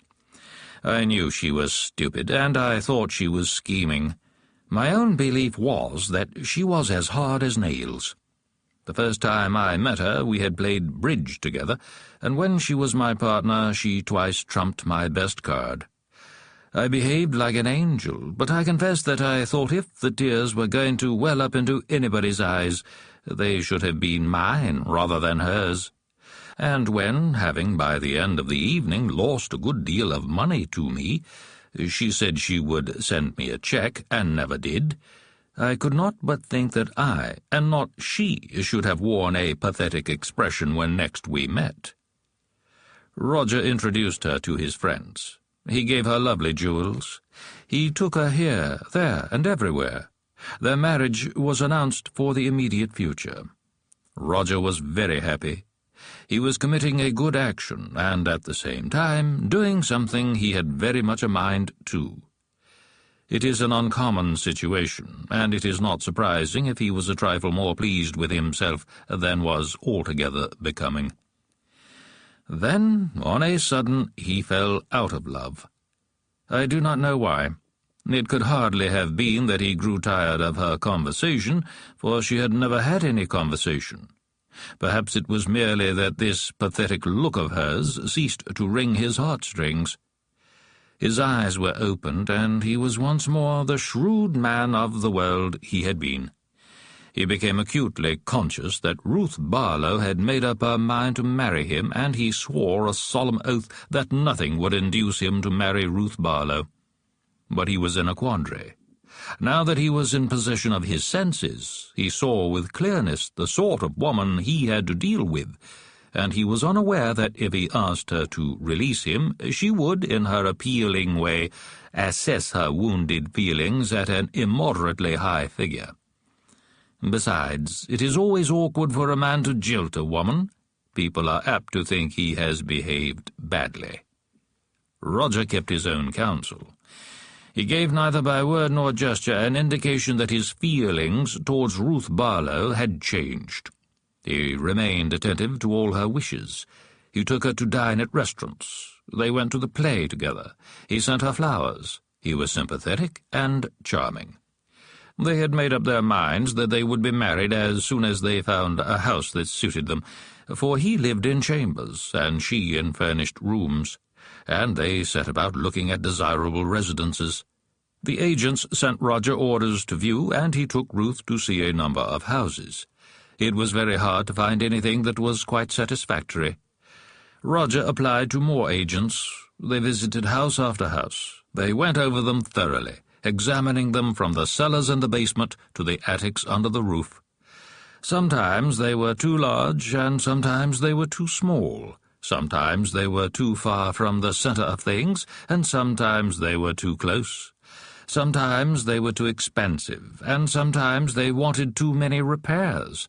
Sometimes they were too stuffy, and sometimes they were too airy. Sometimes they were too dark, and sometimes they were too bleak. Roger always found a fault that made the house unsuitable. Of course, he was hard to please. He could not bear to ask his dear Ruth to live in any but the perfect house, and the perfect house wanted finding. House hunting is a tiring and a tiresome business, and presently Ruth began to grow peevish. Roger begged her to have patience. Somewhere, surely, existed the very house they were looking for, and it only needed a little perseverance and they would find it. They looked at hundreds of houses. They climbed thousands of stairs. They inspected innumerable kitchens. Ruth was exhausted and more than once lost her temper. "If you don't find a house soon," she said, "I shall have to reconsider my position. Why, if you go on like this, we shan't be married for years." "Don't say that," he answered. "I beseech you to have patience. I've just received some entirely new lists from agents I've only just heard of. There must be at least 60 houses on them." They set out on the chase again. They looked at more houses and more houses. For 2 years they looked at houses. Ruth grew silent and scornful. Her pathetic, beautiful eyes acquired an expression that was almost sullen. There are limits to human endurance. Mrs. Barlow had the patience of an angel, but at last she revolted. "Do you want to marry me, or do you not?" she asked him.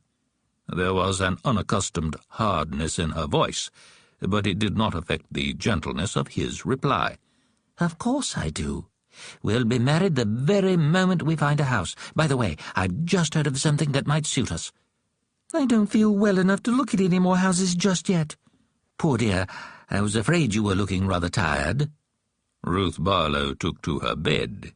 She would not see Roger, and he had to content himself with calling at her lodgings to inquire and sending her flowers. He was, as ever, assiduous and gallant. Every day he wrote and told her that he had heard of another house for them to look at. A week passed, and then he received the following letter. "Roger, I do not think you really love me. I have found someone who is anxious to take care of me, and I am going to be married to him today.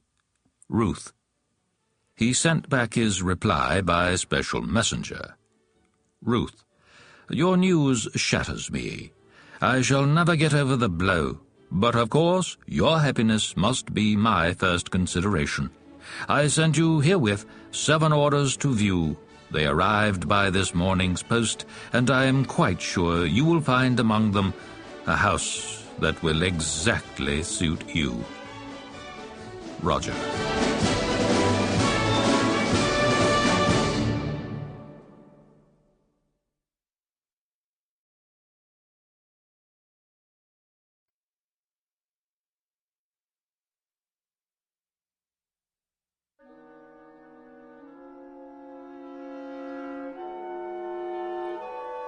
A Friend in Need by William Somerset Maugham. For 30 years now I have been studying my fellow men. I do not know very much about them. I should certainly hesitate to engage a servant on his face, and yet I suppose it is on the face that for the most part we judge the persons we meet. We draw our conclusions from the shape of the jaw, the look in the eyes, the contour of the mouth. I wonder if we are more often right than wrong. Why novels and plays are so often untrue to life is because their authors, perhaps of necessity, make their characters all of a piece. They cannot afford to make them self-contradictory, for then they become incomprehensible, and yet self-contradictory is what most of us are. We are a haphazard bundle of inconsistent qualities. In books on logic, they will tell you that it is absurd to say that yellow is tubular or gratitude heavier than air. But in that mixture of incongruities that makes up the self, yellow may very well be a horse and cart, and gratitude the middle of next week. I shrug my shoulders when people tell me that their first impressions of a person are always right. I think they must have small insight or great vanity. For my own part, I find that the longer I know people, the more they puzzle me. My oldest friends are just those of whom I can say that I don't know the first thing about them. These reflections have occurred to me because I read in this morning's paper that Edward Hyde Burton had died at Kobe. He was a merchant, and he had been in the business in Japan for many years. I knew him very little, but he interested me because once he gave me a great surprise. Unless I had heard the story from his own lips, I should never have believed that he was capable of such an action. It was more startling because both in appearance and manner he suggested a very definite type. Here, if ever, was a man all of a piece. He was a tiny little fellow, not much more than 5 feet 4 in height, and very slender, with white hair, a red face much wrinkled, and blue eyes. I suppose he was about 60 when I knew him. He was always neatly and quietly dressed in accordance with his age and station. Though his offices were in Kobe, Burton often came down to Yokohama. I happened on one occasion to be spending a few days there, waiting for a ship, and I was introduced to him at the British Club. We played bridge together. He played a good game, and a generous one.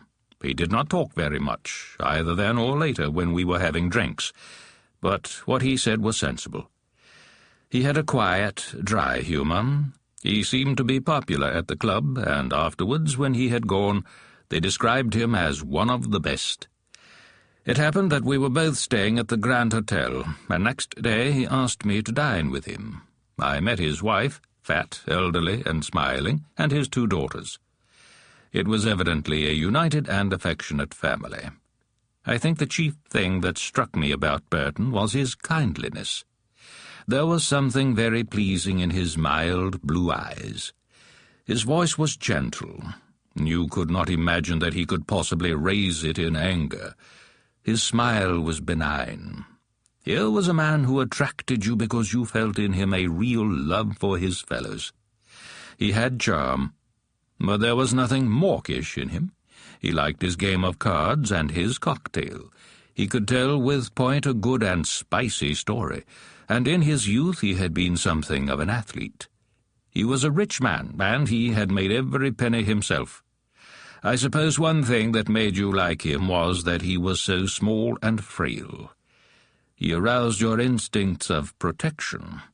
You felt that he could not bear to hurt a fly. One afternoon I was sitting in the lounge of the Grand Hotel, and this was before the earthquake, and they had leather armchairs there. From the windows you had a spacious view of the harbour with its crowded traffic. There were great liners on their way to Vancouver and San Francisco, or to Europe by way of Shanghai, Hong Kong, and Singapore. There were tramps of all nations, battered and sea-worn, junks with their high sterns and great coloured sails, and innumerable sampans. It was a busy, exhilarating scene, and yet, I know not why, restful to the spirit. Here was romance, and it seemed that you had but to stretch out your hand to touch it. Burton came into the lounge presently and caught sight of me. He seated himself in the chair next to mine. "What do you say to a little drink?" He clapped his hands for a boy and ordered 2 gin fizzes. As the boy brought them, a man passed along the street outside, and seeing me, waved his hand. "Do you know Turner?" said Burton as I nodded a greeting. "I've met him at the club. I'm told he's a remittance man." "Yes, I believe he is. We have a good many here." "He plays bridge well." "They generally do. There was a fellow here last year, oddly enough a namesake of mine, who was the best bridge player I ever met. I suppose you never came across him in London. Lenny Burton, he called himself. I believe he'd belonged to some very good clubs." "No, I don't believe I remember the name." "He was quite a remarkable player. He seemed to have an instinct about the cards. It was uncanny. I used to play with him a lot. He was in Capri for some time." Burton sipped his gin fizz. "It's rather a funny story," he said. "He wasn't a bad chap. I liked him. He was always well-dressed and smart-looking. He was handsome in a way, with curly hair and pink and white cheeks. Women thought a lot of him. There was no harm in him, you know. He was only wild. Of course he drank too much. Those sorts of fellows always do. A bit of money used to come in for him once a quarter, and he made a bit more by card-playing. He won a good deal of mine, I know that." Burton gave a kindly chuckle. I knew from my own experience that he could lose money at bridge with a good grace. He stroked his shaven chin with his thin hand. The veins stood out on it, and it was almost transparent. "I suppose that is why he came to see me when he went broke, that and the fact that he was a namesake of mine. He came to see me in my office one day and asked me for a job. I was rather surprised. He told me that there was no more money coming from home, and he wanted to work. I asked him how old he was. 35, he said. And what have you been doing hitherto? I asked him. Well, nothing very much, he said. I couldn't help laughing. I'm afraid I can't do anything for you just yet, I said. Come back and see me in another 35 years, and I'll see what I can do. He didn't move. He went rather pale. He hesitated for a moment, and then he told me that he had had bad luck at cards for some time. He hadn't been willing to stick to bridge. He'd been playing poker, and he'd got trimmed. He hadn't got a penny. He'd pawned everything he had. He couldn't pay his hotel bill, and they wouldn't give him any more credit. He was down and out. And if he couldn't get something to do, he'd have to commit suicide. I looked at him for a bit. I could see now that he was all to pieces. He'd been drinking more than usual, and he looked 50. The girls wouldn't have thought so much of him if they'd seen him then. Well, isn't there anything you can do except play cards? I asked him. I can swim, he said. Swim? I could hardly believe my ears. It seemed such an insane answer to give. I swam for my university. I got some glimmering of what he was driving at. I've known too many men who were little tin gods at their university to be impressed by it. I was a pretty good swimmer myself when I was a young man, I said. Suddenly I had an idea. Pausing in his story, Burton turned to me. Do you know Kobe? He asked. No, I said. I passed through it once, but I only spent a night there. Then you don't know the Shioya Club. When I was a young man, I swam from there round the beacon and landed at the creek of Torumi. It's over 3 miles, and it's rather difficult on account of the currents round the beacon. Well, I told my young namesake about it, and I said to him that if he'd do it, I'd give him a job. I could see he was rather taken aback. You say you're a swimmer, I said. I'm not in very good condition, he answered. I didn't say anything. I shrugged my shoulders. He looked at me for a moment, and then he nodded. All right, he said, when do you want me to do it? I looked at my watch. It was just after 10. The swim shouldn't take you much over an hour and a quarter. I'll drive round to the creek at 12:30 and meet you. I'll take you back to the club to dress, and then we'll have lunch together. Done, he said. We shook hands. I wished him good luck, and he left me. I had a lot of work to do that morning, and I only just managed to get to the creek at Torumi at 12:30. But I needn't have hurried. He never turned up. Did he funk it at the last moment? I asked. No, he didn't funk it. He started all right, but of course he'd ruined his constitution by drink and dissipation. The currents round the beacon were more than he could manage. We didn't get the body for about 3 days. I didn't say anything for a moment or two. I was a trifle shocked. Then I asked Burton a question. When you made him that offer of a job, did you know he'd be drowned? He gave a little mild chuckle, and he looked at me with those kind and candid blue eyes of his. He rubbed his chin with his hand. "Well, I hadn't got a vacancy in my office at the moment."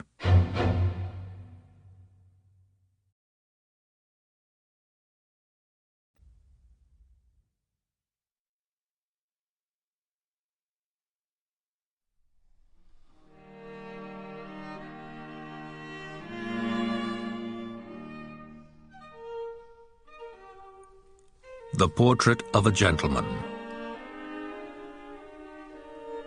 by William Somerset Maugham.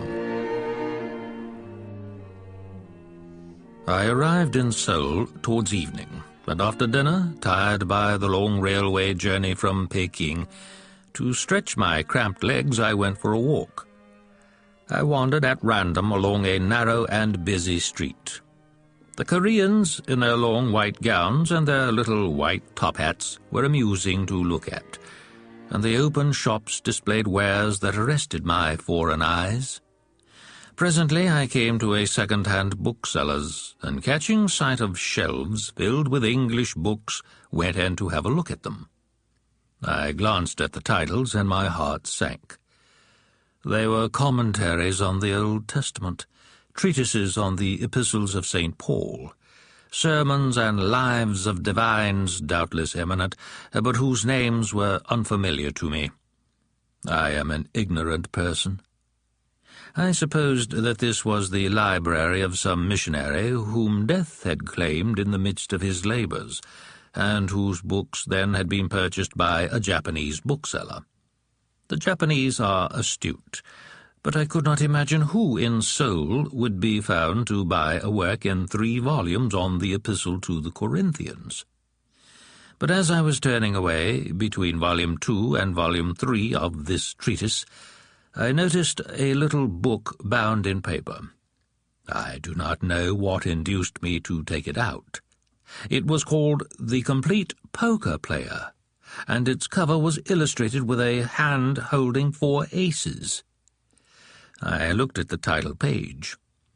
The author was Mr. John Blackridge, actuary and counsellor at law, and the preface was dated 1879. I wondered how this work happened to be among the books of a deceased missionary, and I looked in 1 or 2 of them to see if I could find his name. Perhaps it was there only by accident. It may be that it was the entire library of a stranded gambler, and had found its way to those shelves when his effects were sold to pay his hotel bill. But I prefer to think that it was indeed the property of the missionary, and that when he was weary of reading divinity, he rested his mind by the perusal of these lively pages. Perhaps somewhere in Korea, at night, and alone in his mission house, he dealt innumerable poker hands in order to see for himself whether you could really only get a straight flush once in 65,000 hands. But the owner of the shop was looking at me with disfavour, so I turned to him and asked the price of the book. He gave it a contemptuous glance and told me I could have it for 20 sen. I put it in my pocket. I do not remember that, for so small a sum, I have ever purchased better entertainment. For Mr. John Blackridge, in these pages of his, did a thing that no writer can do who deliberately tries to, but that, if done unconsciously, gives a book a rare and precious savour. He painted a complete portrait of himself. He stands before the reader so vividly that I was convinced that a woodcut of him figured as a frontispiece, and I was surprised to discover, on looking at the book again the other day, that there was nothing of the kind. I see him very distinctly as a man of middle age, in a black frock-coat and a chimney-pot hat, wearing a black satin stock. He is clean-shaven, and his jaw is square. His lips are thin, and his eyes wary. His face is sallow and somewhat wrinkled. It is a countenance not without severity, but when he tells a story or makes one of his dry jokes, his eyes light up and his smile is winning. He enjoyed his bottle of Burgundy, but I cannot believe that he ever drank enough to confuse his excellent faculties. He was just rather than merciful at the card table, and he was prepared to punish presumption with rigor. He had few illusions, for here are some of the things that life had taught him. Men hate those whom they have injured. Men love those whom they have benefited. Men naturally avoid their benefactors. Men are universally actuated by self-interest. Gratitude is a lively sense of expected benefits. Promises are never forgotten by those to whom they are made, usually by those who make them. It may be presumed that he was a Southerner, for while speaking of jackpots, which he describes as a frivolous attempt to make the game more interesting, he remarks that they are not popular in the South. This last fact, he says, contains much promise, because the South is the conservative portion of the country, and may be relied on as the last resort of good sense in social matters. The revolutionary Kossuth made no progress below Richmond. Neither spiritualism, nor free love, nor communism has ever been received with the least favour by the Southern mind, and it is for this reason that we greatly respect the Southern verdict upon the jackpot. It was in his day an innovation, and he condemned it. The time has arrived when all additions to the present standard combinations in draw poker must be worthless, the game being complete. The jackpot, he says, was invented in Toledo, Ohio, by reckless players to compensate losses incurred by playing against cautious players, and the principle is the same as if a party should play whist for stakes, and all be obliged every few minutes to stop and purchase tickets in a lottery, or raffle for a turkey, or share a deal in keno. Poker is a game for gentlemen. He does not hesitate to make frequent use of this abused word.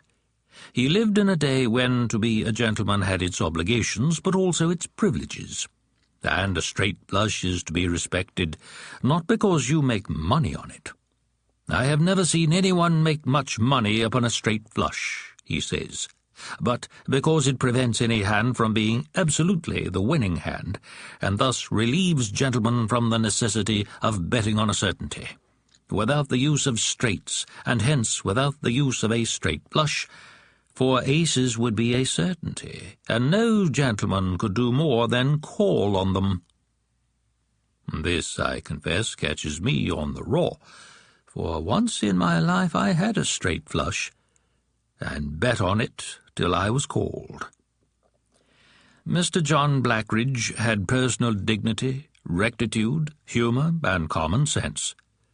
The amusements of mankind, he says, have not as yet received proper recognition at the hands of the makers of the civil law, and of the unwritten social law. And he had no patience with the persons who condemn the most agreeable pastime that has been invented, namely gambling, because risk is attached to it. Every transaction in life is a risk, he truly observes, and involves the question of loss and gain. To retire to rest at night is a practice that is fortified by countless precedents, and it is generally regarded as prudent and necessary. Yet it is surrounded by risks of every kind. He enumerates them, and finally sums up his argument with these reasonable words. If social circles welcome the banker and merchant who live by taking fair risks for the sake of profit, there is no apparent reason why they should not at least tolerate the man who at times employs himself in giving and taking fair risks for the sake of amusement. But here his good sense is obvious. 20 years of experience in the city of New York, both professionally — you must not forget that he is an actuary and counsellor at law — and as a student of social life, satisfy me that the average American gentleman in a large city has not over $3,000 a year to spend upon amusements. Will it be fair to devote more than 1/3 of this fund to cards? I do not think that anyone will say that 1/3 is not ample allowance for a single amusement.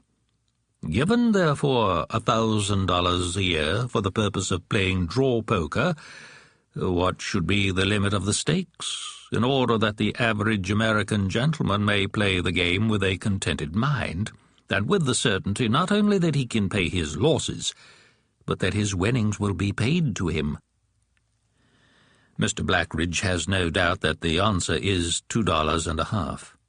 The game of poker should be intellectual and not emotional, and it is impossible to exclude the emotions from it. If the stakes are so high that the question of loss and gain penetrates to the feelings.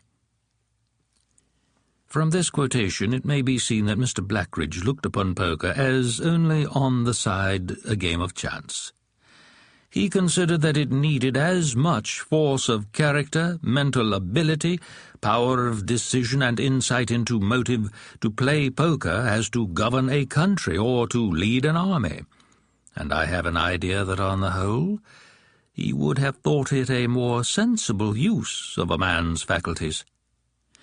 I am tempted to quote interminably, for Mr. Blackridge seldom writes a sentence that is other than characteristic, and his language is excellent. It is dignified as befits his subject and his condition. He does not forget that he is a gentleman. Measured, clear, and pointed. His phrase takes an ample sweep when he treats of mankind and its foibles, but he can be as direct and simple as you please. Could anything be better than this terse but adequate description of a card sharper? He was a very good-looking man of about 40 years of age, having the appearance of one who had been leading a temperate and thoughtful life. But I will content myself with giving a few of his aphorisms and wise saws chosen almost at random from the wealth of his book. Let your chips talk for you. A silent player is so far forth a mystery, and a mystery is always feared. In this game never do anything that you are not compelled to, while cheerfully responding to your obligations. At draw poker, all statements not called for by the laws of the game, or supported by ocular demonstration, may be set down as fictitious, designed to enliven the path of truth throughout the game, as flowers in summer enliven the margins of the highway. Lost money is never recovered. After losing you may win, but the losing does not bring the winning. No gentleman will ever play any game of cards with the design of habitually winning and never losing. A gentleman is always willing to pay a fair price for recreation and amusement. That habit of mind which continually leads us to undervalue the mental force of other men, while we continually overvalue their good luck.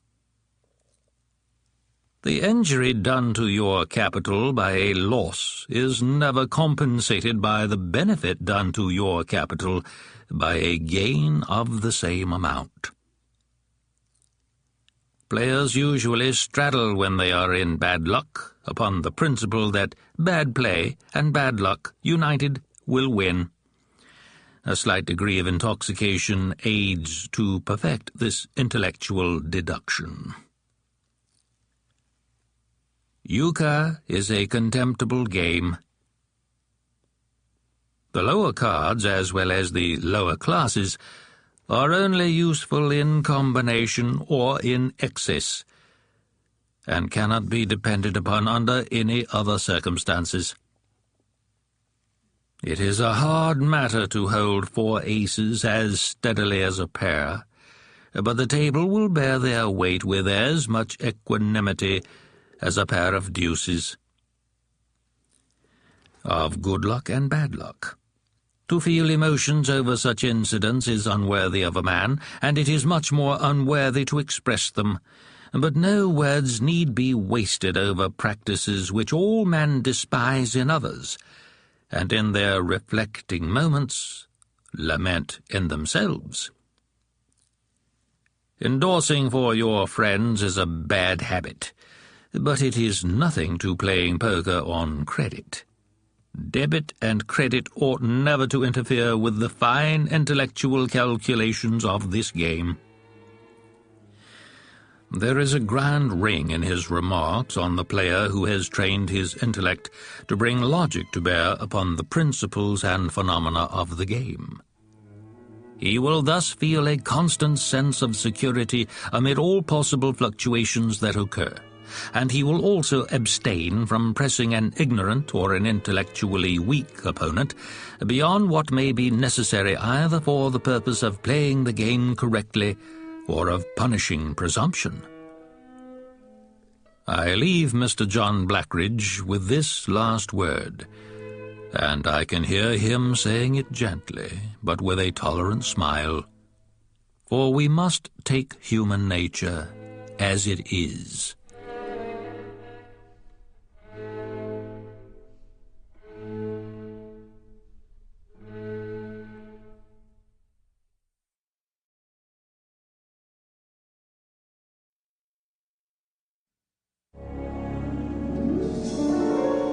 The End of the Flight by William Somerset Maugham. I shook hands with the skipper, and he wished me luck. Then I went down to the lower deck crowded with passengers, Malays, Chinese, and Dyaks, and made my way to the ladder. Looking over the ship's side, I saw that my luggage was already in the boat. It was a large, clumsy-looking craft, with a great square sail of bamboo matting, and it was crammed full of gesticulating natives. I scrambled in, and a place was made for me. We were about 3 miles from the shore, and a stiff breeze was blowing.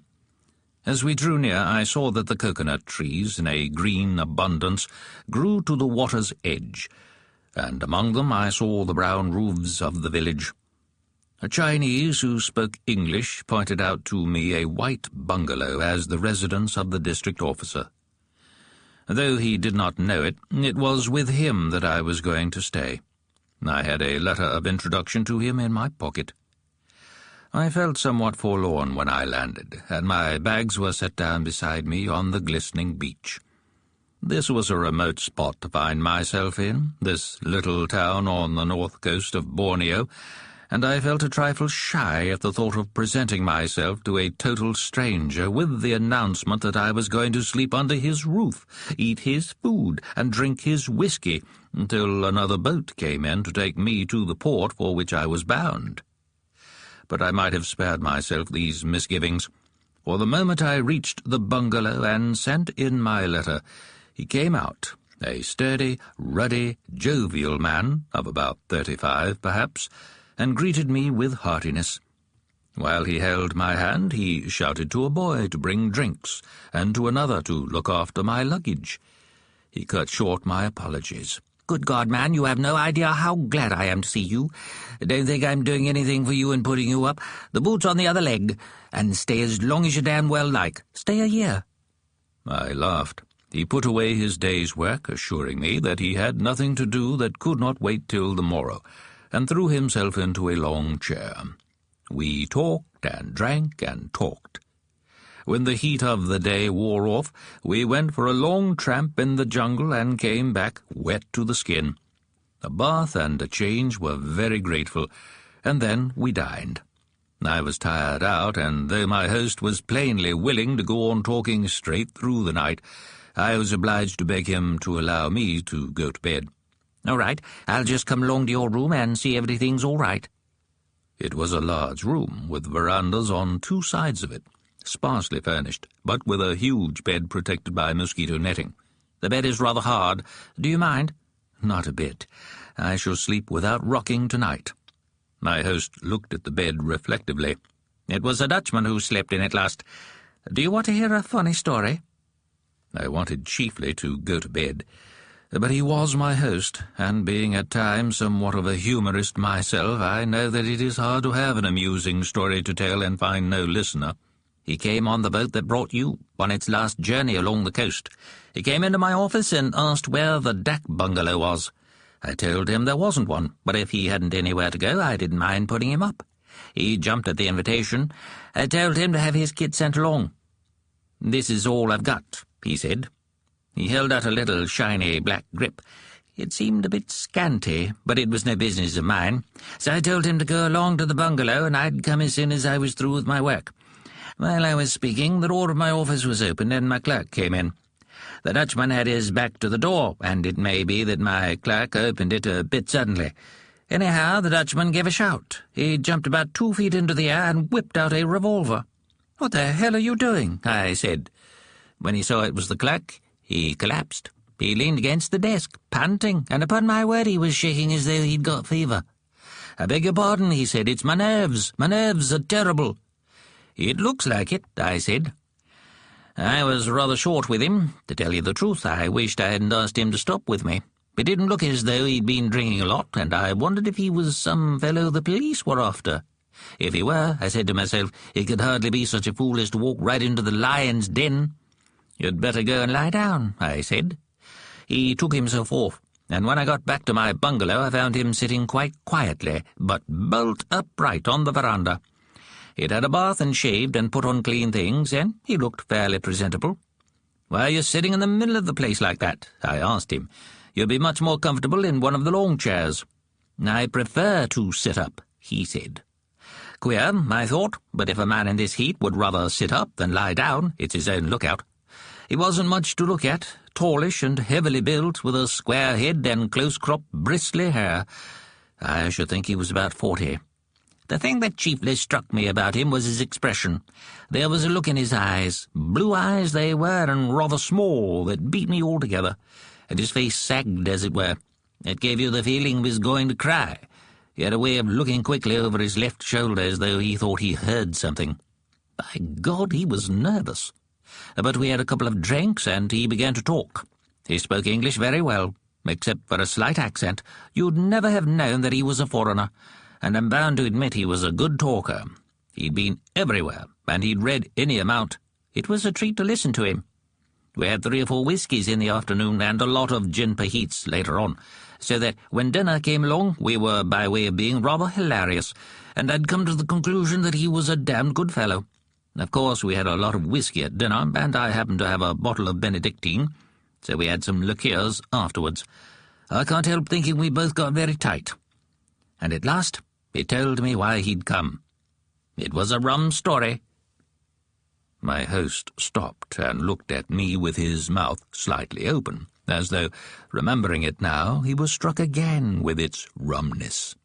He came from Sumatra, the Dutchman, and he'd done something to an Akanese, and the Akanese had sworn to kill him. At first he made light of it, but the fellow tried 2 or 3 times, and it began to be rather a nuisance, so he thought he'd better go away for a bit. He went over to Batavia and made up his mind to have a good time, but when he'd been there a week he saw the fellow slinking along a wall. By God, he'd followed him. It looked as though he meant business. The Dutchman began to think it was getting beyond a joke, and he thought the best thing he could do would be to skip off to Surabaya. Well, he was strolling about there one day, you know how crowded the streets are, when he happened to turn round and saw the Akanese walking quite quietly just behind him. It gave him a turn. It would have given anyone a turn. The Dutchman went straight back to his hotel, packed his things, and took the next boat to Singapore. Of course, he put up at the Van Wyck. All the Dutch stay there, and one day when he was having a drink in the courtyard in front of the hotel, the Akanese walked in as bold as brass, looked at him for a minute, and walked out again. The Dutchman told me he was just paralyzed. The fellow could have stuck his kriss into him there and then, and he wouldn't have been able to move a hand to defend himself. The Dutchman knew he was just biding his time. That damn native was going to kill him. He saw it in his eyes. And he went all to pieces. But why didn't he go to the police? I asked. I don't know. I expect it wasn't a thing he wanted the police to be mixed up in. But what had he done to the man? I don't know that either. He wouldn't tell me, but by the look he gave when I asked him, I expect it was something pretty rotten. I have an idea he knew he deserved whatever the Achanes could do. My host lit a cigarette. "Go on," I said. "The skipper of the boat that runs between Singapore and Kuching lives at the Van Wyck between trips, and the boat was starting at dawn. The Dutchman thought it was a grand chance to give the fellow the slip. He left his luggage at the hotel and walked down to the ship with the skipper as if he were just going to see him off, and stayed on her when she sailed. His nerves were all anyhow by then. He didn't care about anything but getting rid of the Achanes. He felt pretty safe at Kuching. He got a room at the rest house and bought himself a couple of suits and some shirts in the Chinese shops. But he told me he couldn't sleep. He dreamt of that man, and half a dozen times he awakened just as he thought a kriss was being drawn across his throat. By God, I felt quite sorry for him. He just shook as he talked to me, and his voice was hoarse with terror. That was the meaning of the look I had noticed. You remember, I told you he had a funny look on his face, and I couldn't tell what it meant. Well, it was fear. And one day, when he was in the club at Kuching, he looked out of the window and saw the Achanes sitting there. Their eyes met. The Dutchman just crumpled up and fainted. When he came to, his first idea was to get out.